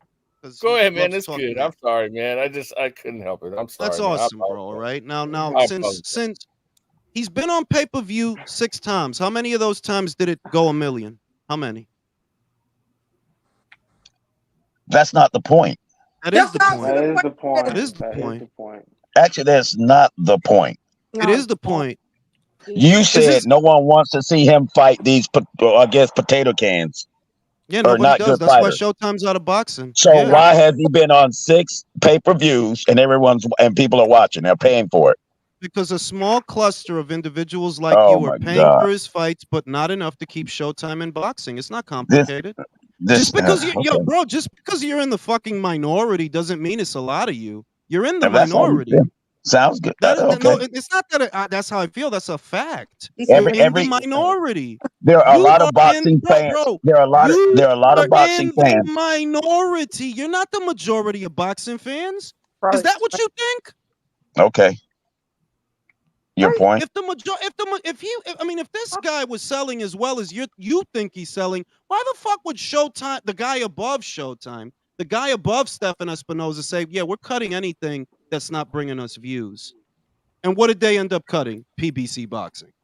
Wait, how successful do you think Tank is in the first Bro, he place? probably thinks he's in the Forbes or some shit. Net worth. Like it's so crazy. It's so crazy that there are grown men that are running around saying this silly shit. It's crazy that there are grown men this age saying this. You know who's in the fucking Forbes list? You know who's there? Not Gervonta. Canelo is there.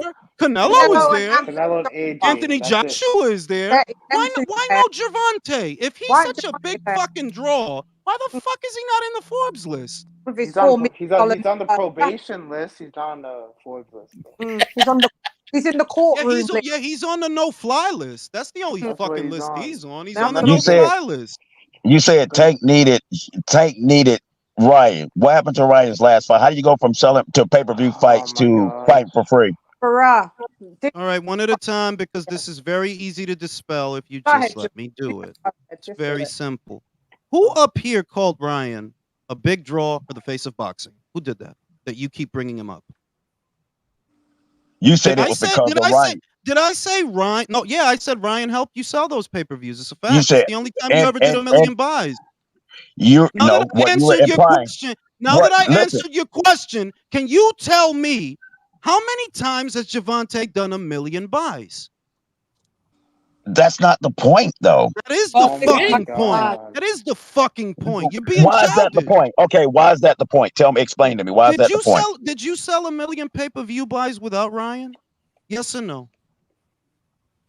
Did he sell a million pay-per-view buys without Ryan? You know, the Mario Barrios fight, the Isaac Cruz fight, the Leo Santa Cruz fight, the Hector Luis Garcia fight from literally this same year. Did any of those fights do a million buys? Oh, Jules, I think I know the problem, Jules. I think I know the problem. Hang on.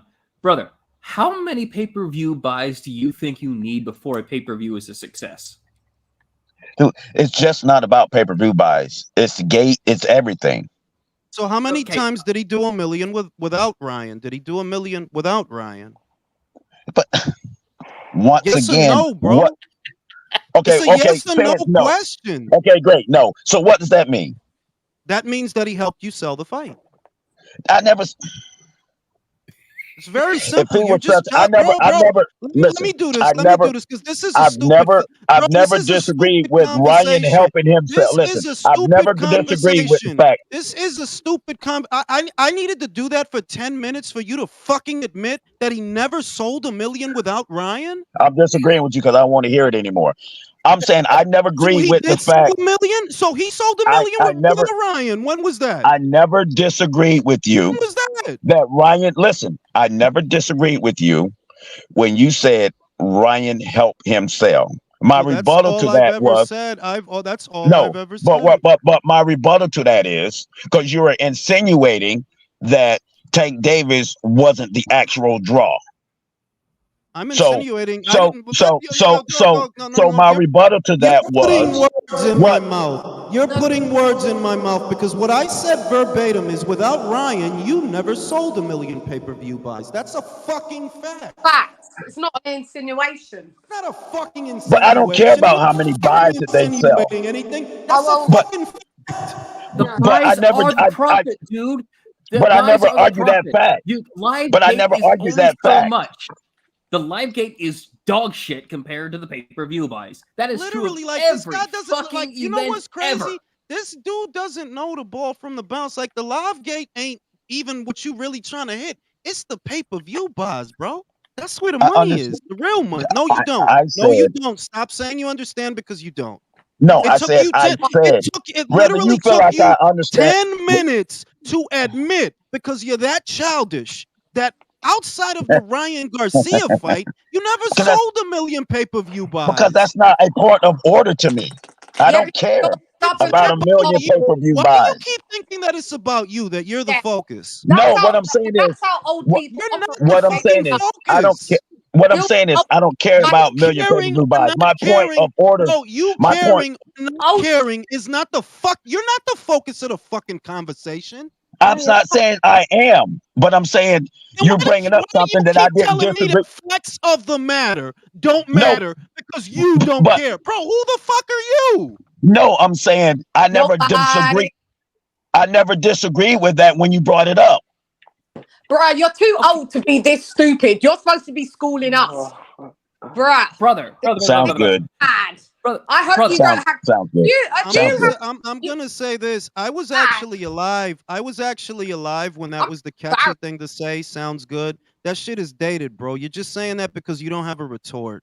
I'm saying that because y'all saying the same thing over and over and over. You ran out of things to say, bro. That's all. Hang on. Sounds good. All right. May I intercede for 1 second? Sounds Yeah. No, because good. you Hey, got see, you guys you guys do one thing. You don't allow someone to That's finish something a statement. that's like something that a teenage girl would say whenever somebody Okay, says something. Oh, it sounds good. Yeah. and it'll I'm continue to just be in my giving. vocabulary. I'm literally just giving the facts as they are. Javante Davis has never sold 1 million pay-per-view buys outside of the And Ryan Garcia fight. And Stefano and what Espinosa, in his own words, said that his highest selling pay-per-view before that was the Rolando Romero fight, because before that he'd never cracked 200,000 buys. Stefan Espinosa's own words. So and did I clearly, disagree with you? not that many people are buying your fights. But according to Did I disagree when you made those statements? Darren Hodges, which is what he led with, he sells more than everybody. Go back and play it. I'm not exaggerating. That's what he started with. Jules, I don't I even know. know like wasting time, like giving, you know, when you speak to a fanboy, like facts, stats, and data does not matter to them. So you're actually wasting your time, and that's why I'm actually like dumbing down and being like a pestilent, like a teenage girl myself by just calling him out on his age, because that's all I can do at this point. It He's is too silly. old for Like, this it's shit. silly. You're too He old for this shit, sir. He You're acts too like old if for you this. say this stuff, see where he's coming from, and I'm kind of done. I'm gonna read the remaining super Yeah. chats and go fill up on some ass. City. All I'm gonna say is he acts like iterating facts of the matter are hate because he doesn't like how it sounds when nobody lied about Javante Davis. No one lied on him. Bro, you never did 1 million without Ryan. That's just the truth. That's You just did. Who disputed And that? you're not gonna do 1 million in your next fight. I guarantee it. You want to won't. take that action? You want He'll that go bet? back to Yeah, 240 thou wow, like it usually averages off. He's going to go between, it's going to be between 240 and a max of 300,000. And okay, that's if great. he's lucky. Okay. And that's if he's lucky. 300,000, we're being generous to even say 300 thou wow for this next fight, sir. All But when due we're right, respect. just make sure you come back on so we can say, I told you so, and then you Yeah, can when his next fight doesn't even come close to hitting 1 million, what the fuck is the explanation gonna be? Yeah. Oh, because of the rumors that I heard, you know, because of the rumors entering the fight. Listen, you're older than me by about 13 years. I am too fucking old for this childish bullshit just because you have an affinity for Javante. That's all you've proven in the last hour and a half, that you really like Javante, but you can't explain why. Yeah. That's all you've proven. Creepy. And you get upset when he's criticized for not fighting people that are fighting each other. Yeah, go fix up your life. He's been on pay-per-view a lot I of get times, upset, guys. right? He's been on pay-per-view a lot of times, so he's a big star. I got a question. Why does Devin Haney wants to fight Mario Barrios? Guys, don't even answer his questions. It's redundant. Just when you leave this panel, No. I want to. Can I, Jules? Can I? I know you're about to get ready to end it real quick, but let me just. Can I entertain for 1 second? Let me just get like 2 minutes of the forum real quick, please. All right, Darren. The reason why he's fighting Mario, but you mentioned Mario Barrios, was one of the safer bets for him when he's moving up to 147, because that's part of his plan. Continue.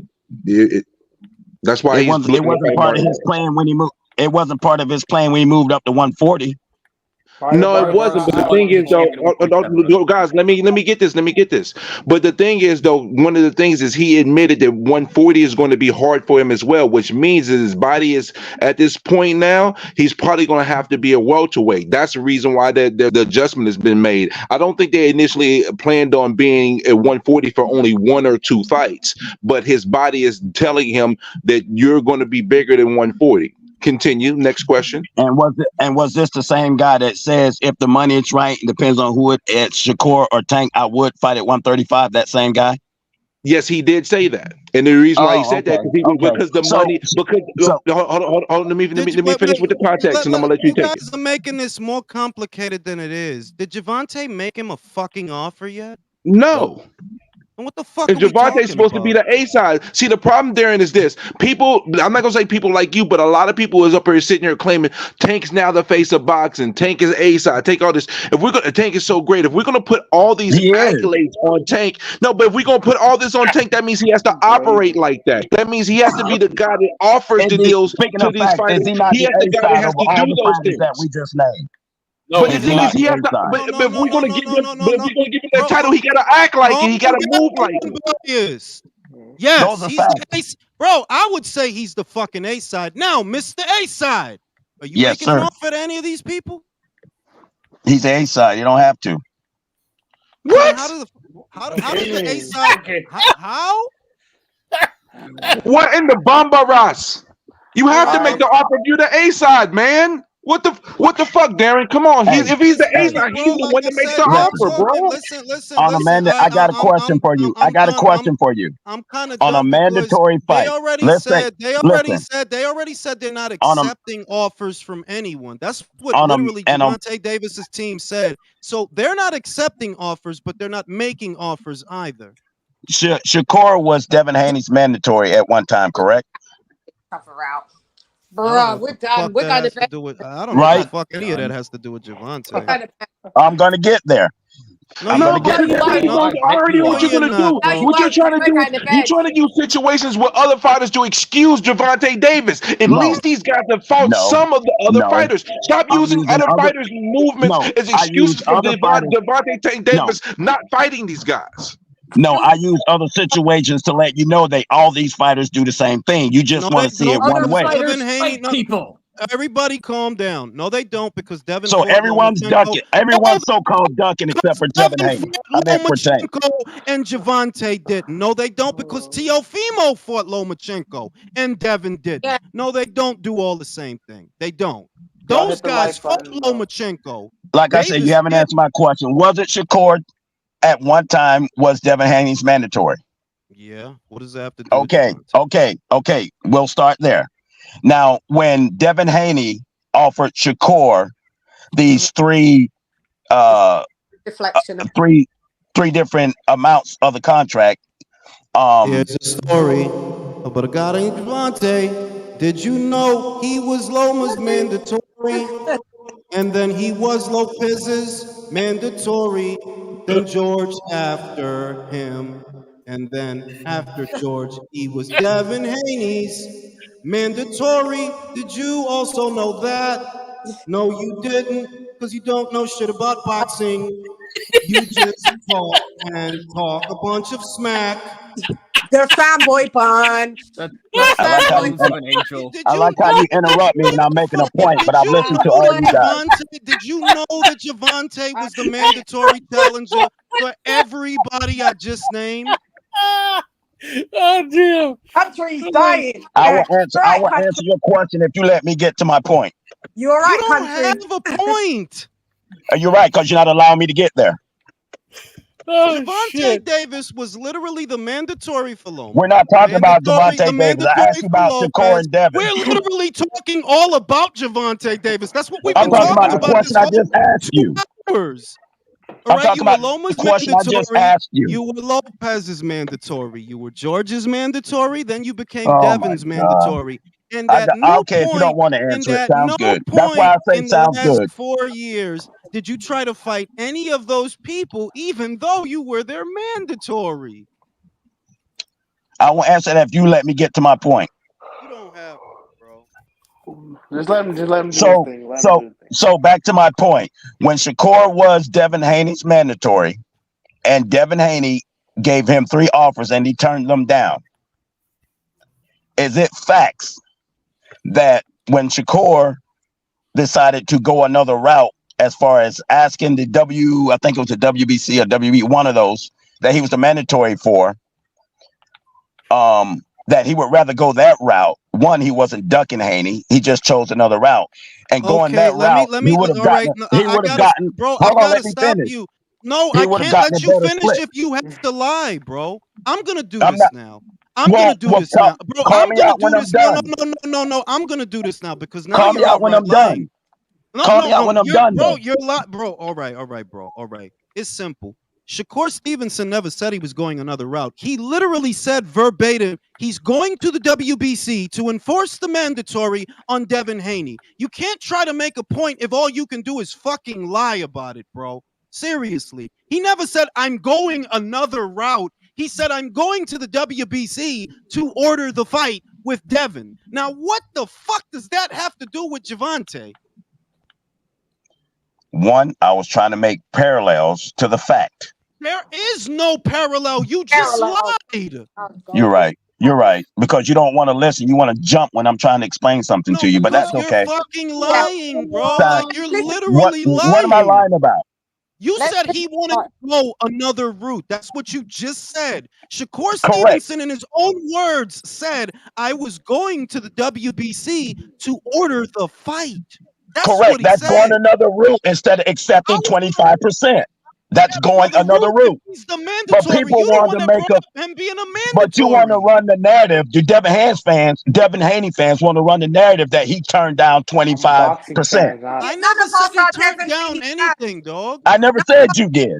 And what the fuck are you telling me for? None of us are Devin Haney Because I'm fans. trying to explain to you why if Devin Haney can duck Shakur, why can't other players, why in that fashion, why can't Tank, so-called, like you say, why can't he duck these people the way you think he's ducking them? Your brain can't keep up. Let me see.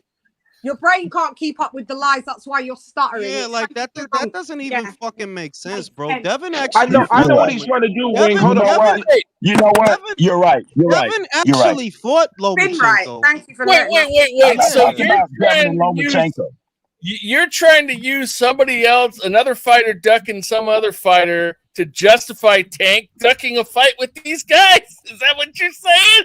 No, what I'm saying is this. If you're calling Devin Haney, I'm saying treat Tank Davis the same way you would treat another fighter who does the same No, thing. I don't have to treat Devin how I treat Tank because I didn't have to beg Devin to fight Lomachenko or Regis Devin fights Prograis. people, bro. Fights At the end of the day, bro, Darren, like it's not complicated, bro. Like we do it. You're right, it's not. For the And most of Also, us he gave Devin shit for that. And most of us are not even big Devin Haney fans. We're only just we call it how it is. If it's one of our favorite fighters that's fucking up, we call it. If it's one of our favorite fighters doing good, we call it. If it's a fighter that we don't really root for, but we're neutral, we call it. Good, bad, and the ugly. We're not fanboying or fangirling. Yeah, I just want to say this. This is very simple. You're doing all this shit for a 28-year-old man. And you're 53. That's fucking ridiculous. You're old enough Dude, the insults, you know, for That's me not to an be insult, 53 bro. years That's not an insult. That's me literally being your 53, age. me That's being your 53, age. That's me your being age. 53, me being 53 has nothing to do with this conversation. Yes, it does. No, it does not. No, it does not. What kind of 53-year-old has to apologize for strangers online saying they would like this 28-year-old going on 29-year-old man to finally fight these people? That fucking bothers you? These are fucking. This is some Bothers more- you? That people are saying this boxer. I never said that. needs No, to I fight never these said that bothered boxers. me. You Yes, put words in my did. mouth. Yes, you did. No, actually, no. you did, and I'll prove it. You did. I'll prove it because you said you didn't like how Tank was being criticized. Therefore, it bothered you. You literally said that. You literally did say that, though. No. Saying that something, first of all, your definition of bothering are two totally different No, it's not. perceptions. One definition. Absolutely, it is. Yo, None listen. of this. Listen. These Listen. cockamamie I explanations can of yours almost probably go guarantee. over. Yo, I can bro, almost this stuff guarantee. probably. I know This stuff more about probably sports in general. Listen. Stuff goes over better in your house than it does with the rest of the world, bro. You don't I get can to almost redefine. guarantee you, guys. I know more about sports in general than you do. That's nice. This is a boxing channel. Sports. The fuck do you know about sports? This is a boxing channel. Great. So It doesn't I know matter. What more do you know about. about boxing? But my point is this: you guys keep bringing up my age and this, that, and the other, trying to denigrate my character, which has nothing to do with nothing. You're fucking old. You're too old to be this stupid. That's what we're trying to say. You're too You're right. old You're to right. be You know it this all. stupid, bruh. You're right, ma'am. You know it all. You're right. You know what? You know it all. That's my point. I shouldn't know more than you. You're a decade and a half Could older you than me. imagine we're having a conversation about fucking boxing and I start talking about how much I know about hockey? Basketball. What fucking planet is this, bro? Fine. Who does that? Get off. First of all, wait, who watches What's a boxing? favorite? Well, you know that Charlie Hayes was on the Yankees in 1996. What the fuck does that Because have to do with fucking boxing? all of you guys saying what bothers me when none of this bothers me. We're just having conversation. You admitted that it bothered you, though. That's just No, I it. did not. I didn't say nothing bothers me. I said This guy is I said the last 3 I hours. said I didn't say bother me. I said I got in this conversation. You said I because don't I don't like. understand. Listen, You said I don't like. That's what you said. You said you didn't like. I said I don't understand why. No, I said when I said I don't understand why. This is the greatest troll job of all time. He's 53. We got to give him pass because it could be early onset of dementia. So his memory may not be that good at 53, guys. We got to give him a pass. Look, let me read these super chats. Shout out to Thad. Fastest 3-division champion versus fake 3-division champion. Let me read these super chats because I think I'm missing some. I think they might have been coming in. Let me just scroll down for a second, everybody. Calm down, cool your tongues. Let me check the comments because I don't want to miss anybody's super chats. I appreciate the patronage. I gotta make sure that I'm not missing anybody. Gotta make sure. All right, there's one that I missed. See, Alex Pez, shout out to my man Alex. What up, panel homies? Pay-per-view buys is and has been the industry standard for the face of boxing, and that's Canelo. Very simple, which is true. That's why he's on the Forbes list, and Gervonta is not. Let me see you if I missed any others, because I don't want to do that. I appreciate the patronage and everybody that comes to this channel for a laugh and some boxing talk. I don't want to miss any super chats because we've been the thing. Shout out to my man Get Hands. For fuck's sake, someone please hide the Adderall from Grandpa. Nah, yo. Y'all cats is so wild mean. out Y'all here. so mean. Y'all cats is wild out here. Shout out to Get Hands though. That amuses you guys. Explains your age. And the whole time I'm not the one that typed that, bro. I'm just reading Like the I'm not comments. saying you did. I just said that amuses you guys, which explains your age. Oh, it does. It amuses me. Yep. Next super chat, Julius. I know it does. Luis Puente said, "I thought the youngsters coming up were bad." Yeah, I know. This is I know it's terrible. Go ahead, Jules. Next one. I think that's all of them. I think that's all of them for now. Listen, man. Sounds like a bunch of haters to me. You know, it just sounds to me. But Darren, like, why aren't So you the whole listening, tank to a greatness standard is hate, bro. You can't say he's the face of boxing. He's the great champion. He'll beat everybody, and then don't hold him to that standard. But let me just say that no, it's not hate. It's just matters of fact. Nobody lied about anything. When you say that he's not the face of boxing because he's not on the Forbes list, yeah, that's a fact. You're not the top earner in boxing. You're not even the second top earner in boxing or the third. So no, that's just a fact. You perceive it as hate because you're emotional as a 53-year-old man. Like, yeah, you're emotional because that's a statistical, quantifiable matter of fact. You're not the first, the second, or even the third biggest draw in the sport. You're not. Oh, I thought you meant. Bro, Darren, it's very simple, bro. We just want him to fight good people. It's just that simple. And he doesn't because that's what he's mad at us. That's why he joined the comp, because we're mad that he hasn't fought these people. Like, bro, Yeah, this is probably one of the most unbiased panels you'll ever be on. This is what explains the fact that you guys sitting here saying that I don't want to see him fight those guys. Yeah, that was 3 hours. Hold on. Let me finish. Are you gonna let me finish? Okay, go ahead. We went past that. Okay. Lady Chin, let him finish. Let him get it off. Let him get it off. When I've said on numerous occasions, I would love to see him fight those guys. But at the same time, I don't have a problem with the way that they're handling him. Well, I do have that's counterproductive. That is very counterproductive. How can you not have a problem with that? But then you can't be accepting. You can't accept him facing mediocrity and then say, "I want him to see him do that." For that to happen, you got to hold him accountable to it, though. You can't be complacent and complicit in it. You've already said this 3 hours ago. You told me to hold up and let the dude finish, and then I hold it up and then I let the dude That's finish. not Chaim. That's unbiased. That's unbiased. Yo, they're just getting unbiased. And you jumped in, saying the same thing that we've already heard 3 hours ago, and we heard you say that 3 hours ago as well. So there's no point, and let's move it along, or let's everybody go the fuck to bed. All right, let me read this super chat so we can all go to fucking sleep. Luis Puente said a 53-year-old likes a fake tough guy that beats women, avoids men, and wears purses. I think I figures this out. Maricon. Oh boy. Yo. Hey, I mean that was a factual statement. Tank did hit that woman in that video that I saw. That's a fact. Oh, how many people in this chat? How many people in this chat says Tank Davis beat Kambosos? I don't wear a purse, bro. I don't wear a purse. I don't. How many people in this chat thinks Tank Davis beat Kambosos? Who fucking cares, bro? How many people in this chat support a woman who beats women? I know you don't care because those bums that Devin Haney has fought, Tank would knock every last one of them out. Hey, he was a champion.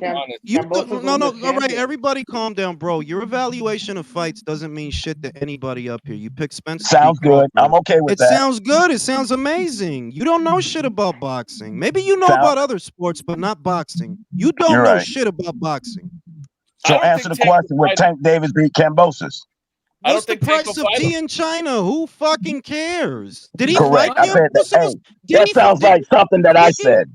Speaking of Kambosos, did you know that immediately after Kambosos won the belts, they were trying to get Tank in the ring? They tried. Tank didn't make them an offer. First of all, Kambosos don't bring no money here in the U.S. Who gives a fuck about someone's money? Why are you so worried about another man's He money? does. Tank does. If Tank Davis is the A side, then he's the one bringing in not the money. if he is the A side. There's no if. Why do you care? Is he paying your bills? Are you as an accountant? Why the fuck do you care about his money? He's a pocket watcher. I don't. I'm just stating facts. He's the A side. He's a pocket watcher. I know he's the A side. That's why it's strange that you're the A side and you still haven't made anybody an offer. What do you think would have made more money, right?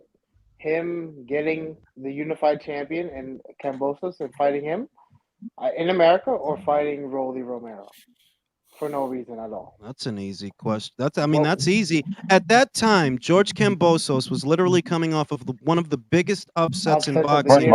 In the last, bro, can I finish talking? He was literally coming off of one of the biggest upsets in the last 5 years in the sport of boxing after beating Lopez for the Ring magazine and all the other belts. So that was a great time to make that fight. And Gervonta Davis, I mean, you can say he's the A side all day, but what's it worth when you don't make anybody an offer? You don't make anybody an offer. How many of you guys picked Kambosos over Teofimo? How many of us picked Spence to beat Crawford? That's the better question. Dude, stop. I'll answer that. Bro, that's been answered already. Wilder, you literally picked answer Wilder. The question. You picked answer Wilder the question. to beat Fury, bro. You don't know How many shit people picked about Kambosos to beat Teofimo? That's the question. We just said it was an upset. What do you think that means, dude? It means no, it's nothing. not even that. No, you guys gotta stop. You guys gotta stop entertaining them because, bro, you literally admitted to picking Wilder to beat Fury and Spence to beat Crawford. You're not good at this. You already admitted that. Julius, can you say something? Yeah, go ahead, Leo. Leo hasn't gotten to talk. Please, nobody interrupt Leo. Okay, I will agree. Sorry, Kambosos. I don't think he brings any money to the USA. But Isaac Cruz, no, that's a money way. Mario Barrios, Mario Barrios, huge, bro. Rolly Romero, nah. No, he's like Julio Iglesias, Rolly Romero, bro. He's like Julio fucking Iglesias. Hector Garcia. Leo, these are huge. Oh my god. Also, I really do want to bring up this point. Darren, I need to bring up this point because the whole time Devin's been undisputed, or even when Kambosos had the belt, Gervonta has the WBA regular, which at any point he's allowed to push for mandatory status to fight any of these guys. Just letting you know that at any point he's allowed to do that. I mean, look, that was the point that I made earlier. That whether it's via the marquee value or via the mandatory process, one of the glaring. Bro, I'm in the middle of a sentence. Why do you always try to interrupt me as soon as I start talking? Why do I you don't do that? always, so stop it, You dude. I don't literally always stop do, it. and this is being recorded. Okay, great. Go ahead. Very simple. If you really wanted to fight any of these people, you either would have made them an offer or pushed for the mandatory. You did neither. So clearly you don't want to fight these people. Clearly. You said Tank Davis could have pushed for a he was the mandatory from Cambosos when he got the belts, right? He could have pushed for it, yes. But you do know that there was already stipulations in the contract that him and Devin Haney was going to do I'm a not rematch. talking about Just fucking like Devin Haney. just like I'm not just like bro, like what do he you asked know? the question. Bro, I mean, he didn't ask the question. after He made he a beat statement. Lopez, after he beat Teofimo Lopez, before he fought Devin, his promoter Lou DiBella said we want Javante, but Javante neither pushed for the mandatory or made them an offer. So you That's what saying we're talking about. Javante Davis is scared of Cambosos? I said I didn't say that's scared or anything. I just said you Oh didn't my push for the God! mandatory and you didn't make an offer. You guys Those are are factual but statements. here's the thing, like you're not believing that, but that's an actual fact. Like your feelings don't matter. That's Yeah, what like actually you keep happened. bringing in Why do your does whole that thing sound is so your crazy whole to you? thing is your You perspective. saying that's a fact? Have you Your ever whole thing- asked Javante Davis is he afraid to fight these guys with your That's facts? not what I I'm. didn't That's not ask what I'm anything about saying. That's not what fear. I'm saying. No one said anything No, about fear. nobody said he It was is a afraid, listen, but Darren. he Darren. turned Saying it the guy's down. a duck is basically saying he's afraid. Darren, it is a literal fact that at any point Javante is allowed Oh to my God! petition for mandatory status. Why is that crazy to you? Why? Because he's fucking in love with Javante. He's probably from Baltimore. I wouldn't be Bro, surprised if he's in Baltimore right now. do you want to fuck Javante? Okay, hang on. Like, I'm what's going to going indulge him on? one last time. I'm going to I've already told you. We all know that Javante Davis isn't about Are you unifying these belts. He Baltimore? fights for money. I have a legitimate question. Are you from Baltimore? You are, aren't you? No, sir. No, Yes, sir. you are. Where You're are you lying. located right now? Which home You're you sitting in? lying. What city you in? Yo, send me your address. Orlando, Florida. You're not in Orlando. You're taking too long to answer these questions. You're in fucking Baltimore or you're from fucking Baltimore? Orlando, Florida. I know who he is. Dude, I don't have a problem. I don't have a problem with putting my ID and letting you guys see it. Like I'm not lying. I'm from Orlando, fucking Florida. Give me your Stop social it. security number, bro. Give me your. Give me your bank account. No, Darren, Yeah, I'll I've give had you enough. that. Give me your fucking Yeah, I'll bank give you account that. number right now. I I'll want your give you checking that. account number right now. Type Hey, it in the we're gonna fucking give you your bank comment. account when Javante This Davis shit. knock out I'm these fucking. guys. What's your area code? What's your area code? No. All right, You're from everybody calm Florida. down. Why do you keep thinking that making empty promises about fights he hasn't pursued and still isn't pursuing? What do you think? What do you think that's doing when he knocks out these guys? And when the fuck is that? February 15th? When the fuck is any of this shit supposed to happen?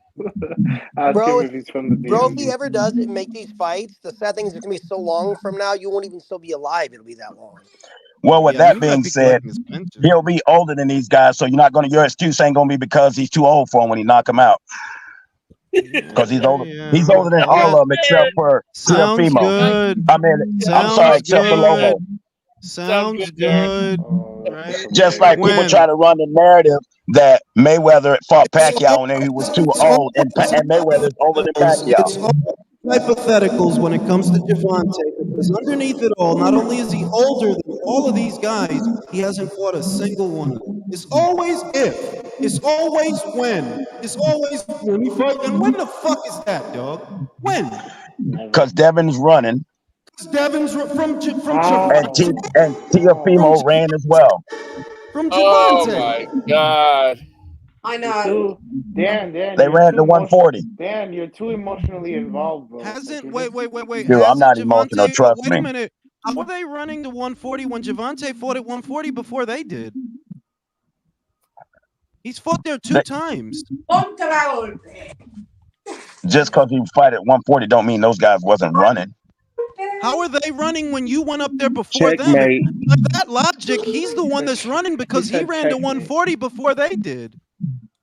First of all, the reasons he ran for 140 is different. Man, shut the fuck up, bro. Get the fuck off my fucking panel, you fucking idiot. I'm going to sleep, man. I'm fucking tired. Yo, This bro. dude is a fucking idiot. You know I'm that glad I one. got to make some fucking money off of this shit. Go be childish, but yo, I gotta say this. You are 50 fucking 3 years old. You are too fucking old to be that big a cock swabber, bro. Grow the fuck up. I'm out. Man, I'm out of here, bro. Buenas noches.